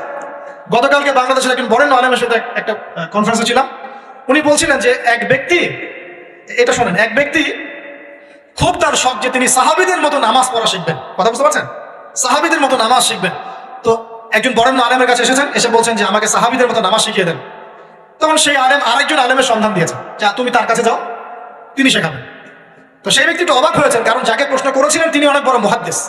আর যার কাছে পাঠানো হচ্ছে তিনি অত বড় মুহাদ্দিস নন, কিন্তু আবেদ, আমল করেন। তাকে গিয়ে বলছেন উনি আমাকে পাঠিয়েছেন সাহাবী বলেন নামাজ শিখিয়ে দেন। তখন তিনি বলছেন ঠিক আছে, সুন্দর করে ওযু করে আসো, সুন্দর করে ওযু করে আসো। ওযু করার সময় খালি খেয়াল রাখবা যে আমি ওযু করছি শুধু আল্লাহর সন্তুষ্টির জন্য। কি খেয়াল রাখবেন? ওযু করছি শুধু আল্লাহকে রাজি খুশি করার জন্য ওযু করছে, আর কোনো উদ্দেশ্য নাই আমার। ওযু করতে যাচ্ছে, তিনি আবার বলছেন দাঁড়াও, শুধু আল্লাহকে রাজি খুশি করার জন্য ওযু করো। আবার শুরু করছেন, আবার বলছেন শোনো, শুধু আল্লাহকে রাজি খুশি করার জন্য ওযু করো। এভাবে বলতেই আছেন, নামাজে দাঁড়িয়ে আছেন, দাঁড়ানোর আগে বলছেন শোনো, শুধু আল্লাহকে রাজি খুশি করার জন্য নামাজ পড়ো। বলতেই আছেন। এক পর্যায়ে সে ব্যক্তি নামাজ শুরু করলো, নামাজে মনোযোগ এদিক ওদিকে যায়, আর তার মাথায় এটা আসে, এই শুধু আল্লাহকে রাজি খুশি করার জন্য আমি নামাজ পড়তে হবে, শুধু আল্লাহকে রাজি খুশি করার জন্য নামাজ পড়তে হবে। এই চিন্তা তার মনের মধ্যে ঘুরপাক খাচ্ছে। এভাবে নামাজটা সে শেষ করে চিন্তা করছে যে নামাজ তো পুরোপুরি মনোযোগ দিতে পারলাম না, বারবার মাথার মধ্যে এরকম চিন্তা আসছে, আল্লাহ আমাকে তো মাফ করে দাও, নামাজটা আমার মনে হলো না ঠিক মতো। তখন সে ফিরে এসে তার সে ওস্তাদকে বলছেন আমার তো নামাজ এরকম করে পড়লাম, কিন্তু শেষমেশ মনে হলো যে নামাজটা হয়তো কবুল হয় নাই, আল্লাহর কাছে খুব মাফ চাইলাম, আল্লাহ আমাকে মাফ করে দাও, নামাজটা মনে হলো না। তখন সেই যে প্রথম ব্যক্তি যিনি পাঠিয়েছেন তিনি বলছেন এটাই হলো সাহাবী বলা নামাজ। তারা আল্লাহকে রাজি খুশি করার জন্য নামাজ পড়তেন, নামাজ শেষ করে আল্লাহর কাছে ইস্তেগফার করতেন, আল্লাহ কিছুই হলো না, কিছুই হলো। আর কথা কি বুঝতে পারছেন?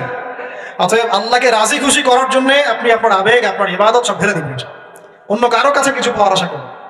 অতএব নামাজ আপনার মাদকের দিকে যাওয়া লাগবে না, নামাজই আপনার হতাশা দূর করে দেবে ইনশাআল্লাহ।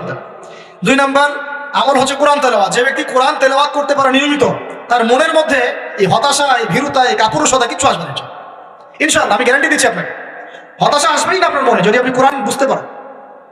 কোরআনের একটা আয়াত নিয়ে কোনো সময় দেখা যায় 2-3 ঘন্টা সময় পার হয়ে যাচ্ছে, আয়াতটা ছেড়ে সামনে যেতে পারছি না। কোরআনের ভিতরে ঢুকলে আপনি দুনিয়ায় ভুলে যাবেন কি হচ্ছে আশপাশে।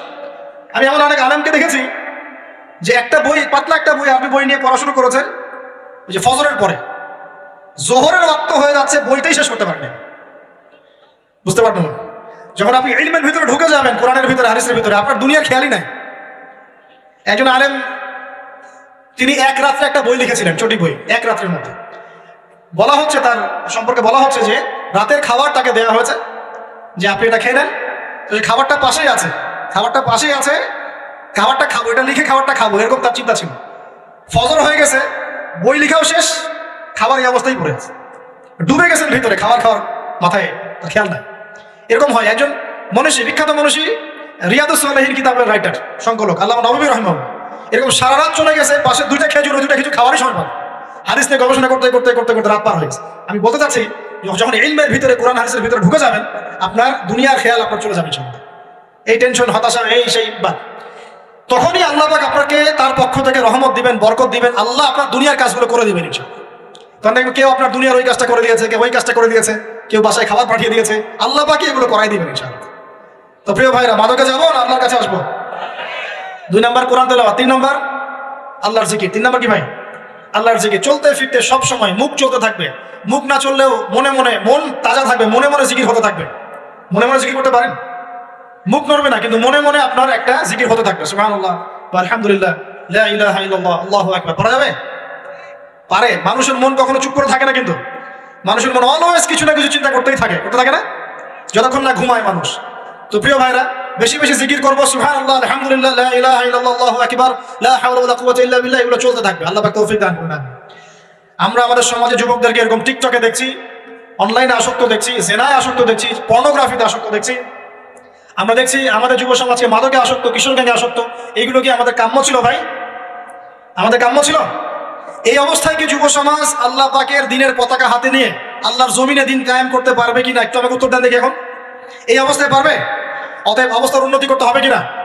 উন্নতির জন্য রাজি আছি কিনা ইনশাআল্লাহ? আমরা চাই কি আল্লাহ পাকের দিনটা আল্লাহর জমিনে প্রতিষ্ঠা লাভ করুক, আল্লাহর দিন সবার ঘরে ঘরে পৌঁছে যাক, আল্লাহ পাকের দিনের যে সৌন্দর্য সবাই সেটাই, এই সৌরভটা সবাই পাক। আমরা চাই কিনা? সমাজে শান্তি প্রতিষ্ঠা হোক, আবার সেই রাসূলের মতো যুগ চলে আসুক, আমরা চাই কিনা? অতএব আমাদের সবাইকে যৌবনের এই প্রলোভনগুলো থেকে বেরিয়ে এসে আল্লাহ পাকের ইবাদতে আত্মনিয়োগ করতে হবে। আল্লাহ পাক আমাদের সবাইকে তৌফিক দান করুন, বলি আমিন। আমাদের সবাইকে আল্লাহ রাব্বুল আলামিন কোরআন এবং হাদিসের গভীর জ্ঞান অর্জন করার তৌফিক দান করুন, বেশি থেকে বেশি ইবাদত করার তৌফিক দান করুন। আল্লাহ পাক সবাইকে হারাম সমস্ত রিজিক থেকে বাঁচিয়ে রাখুন, জেনা, ব্যভিচার এবং নারীর ফিতনা, মাদক থেকে আল্লাহ বাঁচিয়ে রাখুন। আল্লাহ পাক আমাদের সবাইকে হালাল রিজিক, হালাল সম্পর্ক যথেষ্ট করে দিন। আল্লাহ পাক আমাদের সবাইকে যেন দিনের দাওয়াতের মেহনত করার তৌফিক দান করেন। এই আলেম ওলামার সাথে পরামর্শ করে দিন শেখার এবং বোঝার তৌফিক দান করুন। আর লেকচার শেষ করার আগে দুটো বিষয় বলে শেষ করছি, একটু মনোযোগ দিন। একটা হচ্ছে আমাদের যুবতী দিনী বোনদের জন্য, এখানে বোনরা আছেন না, আছেন কি না, দিনী বোনরা আছেন? একটা নসিহত দিনী বোনদের জন্য আমি একটা নসিহত করতে চাচ্ছি, একটা নসিহত। আমার একটা নসিহত একটু মন দিয়ে শুনুন প্রিয় দিনী বোন। রাসূলুল্লাহ সাল্লাল্লাহু আলাইহি ওয়াসাল্লাম আমাদের দিনী বোনদের জন্য জান্নাতে যাওয়ার একটা ফর্মুলা বলে দিয়েছেন। আমি কি বলবো সেটা? আচ্ছা, রাসূলুল্লাহ সাল্লাল্লাহু আলাইহি ওয়াসাল্লাম বলেছেন আমাদের দিনী বোনেরা, আমাদের মায়েরা, এই নারী জাতি মাত্র 4টা কাজ করলে জান্নাতের যে কোনো দরজা দিয়ে ইচ্ছা প্রবেশ করতে পারবে। খুশি হন নাই? কয়টা কাজ? মাত্র 4টা। এক, যদি আমাদের দিনী বোনেরা 5 ওয়াক্ত নামাজটা ওয়াক্ত মতো পড়ে, আল্লাহ পাক তৌফিক দান করুন, বলি আমিন। 2 নাম্বার, যদি তারা রমাদান মাসের রোজাটাকে ঠিক মতো আদায় করতে পারে। 1 নাম্বার 5 ওয়াক্ত নামাজ ঠিকঠাক আদায় করা। 2 নাম্বার রমজান মাসে সওম রাখা। 3 নাম্বার তাদের লজ্জাস্থানের হেফাজত করা, মানে শরঈ পর্দা মেনটেন করা, শরঈ পর্দা মেনটেন করা। এবং আমি বলে দেই, চেহারাটা আপনাদের পর্দার অন্তর্ভুক্ত। এটা নিয়ে অনেক বাকবিতণ্ডা হয় না সমাজে, চেহারা দেখানো যাবে কি যাবে না ইত্যাদি। চেহারা আপনার পর্দার অন্তর্ভুক্ত বিষয়, ফুল স্টপ। এর উপরে ফতোয়া অনেকভাবে দিচ্ছে, কিন্তু বরেণ্য উলামায়ে কেরামের কিতাবগুলো ঘাটাঘাটি করেন, তাদের ফতোয়া হচ্ছে চেহারা আপনার পর্দার অন্তর্ভুক্ত বিষয়, চেহারা ঢেকে রাখবেন, আল্লাহ পাক তৌফিক দান করুন। চোখ থাকবে খোলা, ঠিক আছে। 4 নাম্বার, স্বামীর আনুগত্য করতে হবে। স্বামীর আনুগত্য, এই যে আনুগত্য শব্দ শুনলেই মানুষের একটা মানে নেগেটিভ ধারণা তৈরি হতে পারে। স্বামীর আনুগত্য মানে কি আমি তার দাসত্ব করব? আনুগত্য মানে, প্রিয় দিনী বোন, আনুগত্য মানে দাসত্ব নয়। আনুগত্য মানে কোরআন সুন্নাহর যে বিধানগুলো আপনার স্বামী আপনাকে পালন করতে বলবে, আপনি সেগুলো করবেন, আপনি করতে বাধ্য। কিন্তু স্বামী যদি কোরআন সুন্নাহর বাইরে কিছু করতে বলে, সেটা মানতে আপনি বাধ্য নন। স্বামী যদি আপনাকে বলে যে সুদ খাও, এই সুদী এনজিওতে আসো, নাম লেখাও। স্বামী যদি আপনাকে বলে যে আসো বেপরদায় বাইরে যাই, সাজুগুজু করে বের হও, চলো ঘুরে আসো বেপরদায়। স্বামী যদি বলে দেবরকে একটু খাবারটা দিয়ে আসো, আমার অফিসের কলিগ আসছে, খাবার পরিবেশন করো, আসো ডাইনিংয়ে আসো, এই যে হারাম কাজ, বেপরদার আদেশ করছে, সুদের আদেশ করছে, আপনি সেগুলো পালন করবেন। কিন্তু হালাল বৈধ যে কোনো বিষয় আপনি স্বামীর আনুগত্য করবেন, এটা আপনার ফরজ। এই 4টা কাজ যদি আপনি করতে পারেন, জান্নাতের যে কোনো দরজা দিয়ে ইচ্ছা আপনি প্রবেশ করতে পারবেন ইনশাআল্লাহ। আল্লাহ পাক আমাদের দিনী বোনদেরকে এই 4টা কাজ করার তৌফিক দান করুন, আমাদের সবাইকে আল্লাহ পাক জান্নাতের জন্য কবুল করুন, বলি আমিন। আর একটা বিষয় বলতে চাচ্ছিলাম, সেটা হলো ওই যে প্রথমে বলেছি যে সূরা ইউসুফের সেই সমাধানটা বলবো কি না? আচ্ছা, সূরা ইউসুফটা ইনশাআল্লাহ আমি আরেকদিন পুরো সূরাটা সংক্ষিপ্ত করে আলোচনা করবো ইনশাআল্লাহ, যদি একটা লেকচারে সম্ভব হবে বলে মনে হচ্ছে না আমার কাছে, 2টা বা 3টা লেকচারে নিয়ে আসবো ইনশাআল্লাহ। তবে আজকে একটা চিজ খালি বলছি, ইউসুফ আলাইহিস সালামের জীবনটা খুবই ট্র্যাজেডিপূর্ণ।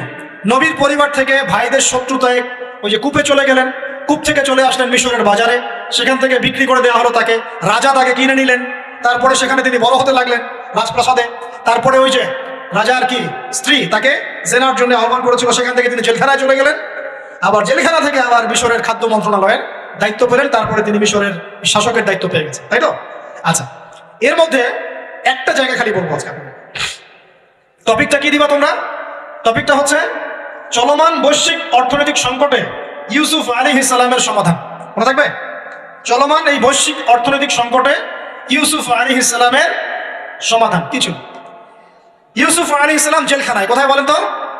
জেলখানায়। তখন 2জন ব্যক্তি তাকে বলছে, ইউসুফ, আমরা 2জন দুটো স্বপ্ন দেখেছি, তুমি কি স্বপ্নের ব্যাখ্যা দিতে পারবে? আমরা তোমাকে সত্যবাদী বলে মনে করি। ইউসুফ আলাইহিস সালাম বলছেন, খাবার আসার আগেই তোমাদেরকে স্বপ্নের ব্যাখ্যা দিব।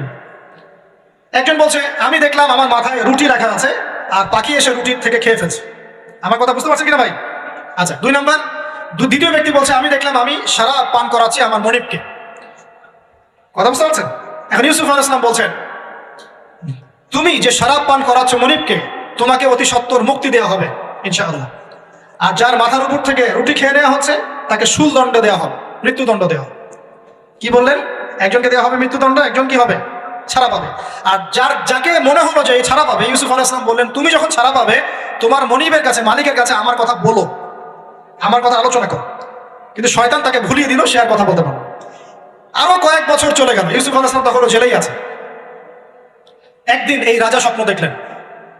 কি স্বপ্ন দেখলেন? যে 7টা পাতলা পাতলা গাভী, মোটা মোটা 7টা গাভীকে খেয়ে ফেলছে। 7টা কি গাভী? জীর্ণ শীর্ণ গাভী, 7টা মোটা তাজা গাভীকে খেয়ে ফেলছে। আর দেখলেন 7টা সবুজ শীষ, শীষ বোঝেন কিনা? এই ধানের শীষ না, সবুজ শীষ। আর দেখছেন এই যে শীষ মরে গেলে যেমন দেখায় না একটা রং, এরকম শীষ। তো এখন রাজা খুব চিন্তিত হয়ে পড়লেন যে আসলে এই স্বপ্নের কি ব্যাখ্যা। তিনি সবাইকে ডেকে বললেন, স্বপ্নের ব্যাখ্যা কি তোমরা জানো? তখন রাজ্য পরিষদের এই যে এমপি মন্ত্রী যারা আছে তারা বলছে, না এটা কি স্বপ্ন, আর দেখো আসলাম এটা একটা বাজে স্বপ্ন, উদ্ভট স্বপ্ন, আমরা এটার মানে জানি না। আমরা হলো তাই তো বলতাম নাকি ভাই? কিন্তু ওই ব্যক্তি স্মরণ হয়ে গেল যে ছাড়া পেয়েছে, আরে ইউসুফ তো স্বপ্নের ব্যাখ্যা দিতে পারে। দৌড়ে গেলেন তিনি জেলখানায়। ইউসুফ আইয়ুহা সিদ্দিক, হে সত্যবাদী নবী ইউসুফ, আমাকে কি এই স্বপ্নের ব্যাখ্যা বলতে পারবেন? 7টা জীর্ণ শীর্ণ গাভী, 7টা মোটা তাজা গাভীকে খেয়ে ফেলছে। ইউসুফ আলাইহিস সালাম এই স্বপ্ন শুনে বললেন, ইউসুফ আলাইহিস সালাম শুধু স্বপ্নের ব্যাখ্যাই দিলেন না, বরং এই স্বপ্ন যে সত্য এটা তিনি বিশ্বাসও করলেন। এই স্বপ্ন একটা সমস্যাকে নির্দেশ করছে এটাও বুঝে ফেললেন। এই সমস্যার সমাধানও তিনি দিয়ে দিলেন। বলেন সুবহানাল্লাহ।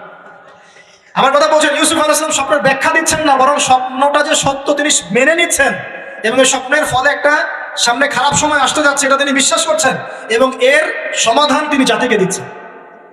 ইউসুফ আলাইহিস সালাম বলছেন, তোমাদের সামনে 7 বছর দুর্ভিক্ষ হবে। কি হবে বলেন? 7 বছর।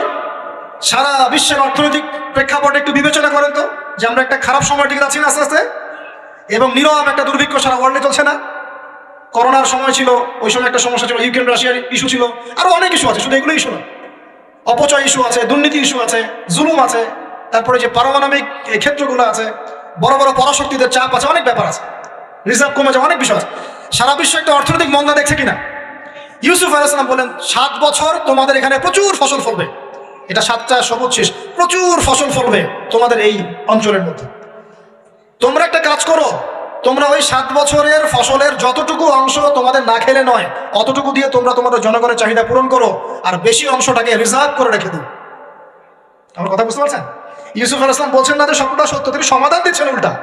এটা তো হবে সামনে, স্বপ্ন সত্য মিথ্যা তো দূরের কথা, এটা সামনে হতে যাচ্ছে। 7 বছর তোমরা প্রচুর ফসল ফলাবে, এই ফসলের একটা বড় অংশ রিজার্ভ করে রেখে দিও, আর বাকি অংশটা দিয়ে তোমরা জনগণের চাহিদা পূরণ করো।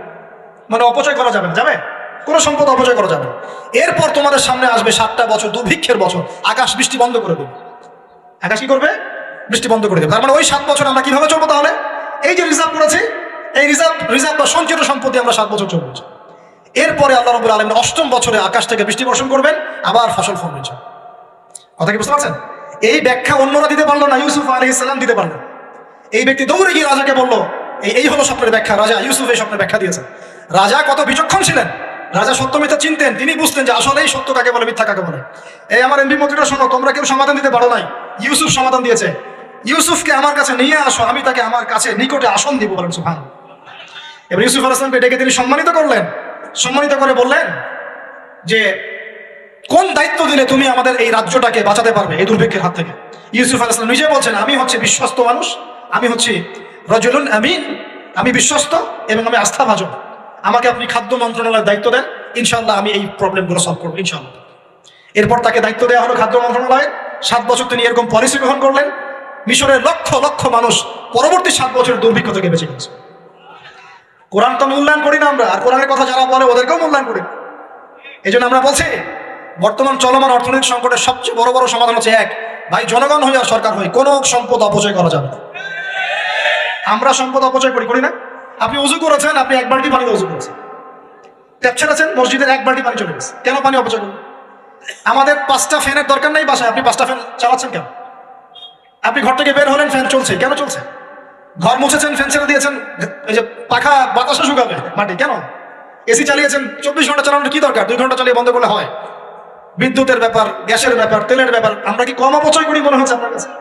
আমরা প্রচুর অপচয় করি। আর আমরা জনগণরা সাধু না, আমরা বেশি অপচয় করি। আমরা অপচয় করি না ভাই? প্রমাণ আপনি নিজের বাসায় পাবেন। পানির অপচয়, আপনার তেলের অপচয়, আপনার গ্যাসের অপচয়, আপনার বিদ্যুতের অপচয়, এগুলোর উপর কঠিন আইন করা দরকার।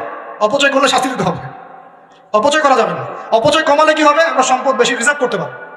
এই যুগে কি কি সম্পদ রিজার্ভ করলে আমরা সচ্ছল হতে পারবো? এই হেদায়েতগুলো আপনাকে ওই সো কল্ড প্রোটেস্ট্যান্ট মৌলবীরা দিতে পারবে না ইনশাআল্লাহ তাআলা, কারণ তাদের কাছে ইকোনমিক্সের জ্ঞান নাই। এই যুগে যদি আমরা গ্যাস রিজার্ভ করতে পারতাম, তেল রিজার্ভ করতে পারতাম, গোল্ড রিজার্ভ করতে পারতাম, সিলভার রিজার্ভ করতে পারতাম, এবং যে কারেন্সি সারা ওয়ার্ল্ড ওয়াইড চলছে এখন, এগুলোকে রিজার্ভ করতে পারতাম, এবং জনগণের যতটুকুতে প্রয়োজন এতটুকু সাপ্লাই করে বাকিটা রিজার্ভ করে রাখতে পারতাম, আসন্ন সময়ে এটা দিয়ে আমরা বৈশ্বিক সংকট মোকাবেলা করতে পারতাম। আমার কথা রাগ করলেন? আমি কি কারো শত্রু? কোন দলের লোক? আমি আপনাদের জাতির একজন, আপনাদেরই ভাই, আপনার শুভাকাঙ্ক্ষী। এবং আপনি আর আমরা ভাইয়ের মতো, কিসের মতো? নিজের ভাইয়ের মতো। আপনার গায়ে আঘাত লাগলে আমি কষ্ট পাবো, আপনাকে কেউ গালি দিলে আমি কষ্ট পাবো। আমাদের জনগণের ক্ষতি হলে আমাদের বুক কাঁদবে না? জনগণের ক্ষতি হলে, দুঃখ দুর্দশা হলে আমাদের বুক কাঁদা উচিত, উচিত কি না? আমাদের সবাইকেই যার যার দায়িত্ব পালন করতে হবে। আমরাও অপচয় বন্ধ করে দিব ইনশাআল্লাহ। তারা রাজি আছি ইনশাআল্লাহ। যত বাকি বকেয়া সব আছে সব পরিশোধ করার চেষ্টা করবো ইনশাআল্লাহ। আমরা সরকারি সম্পদ অন্যায়ভাবে আত্মসাৎ করবো না, এবং আমরা আমাদের সমাজে যত দুর্নীতি আছে এটা বন্ধ করতে হবে, যত প্রকার দুর্নীতি আছে বন্ধ করতে হবে, যত কালো টাকা আছে সাদা করতে হবে, এবং সাস্টেইনেবল অ্যাসেটগুলোকে রিজার্ভ করতে হবে। তাহলে আগামীতে বিশ্ব ডুবে যায়, যাক, বাংলার মাটি ডুববে না ইনশাআল্লাহ। ইউসুফ আলাইহিস সালাম এই হেদায়েত আমাদেরকে দিয়ে গেছেন, কোরআনের মাধ্যমে আল্লাহ এই হেদায়েত আমাদেরকে দিয়ে গেছেন। আল্লাহ পাক আমাদের সবাইকে কোরআন বোঝার তৌফিক দান করুন।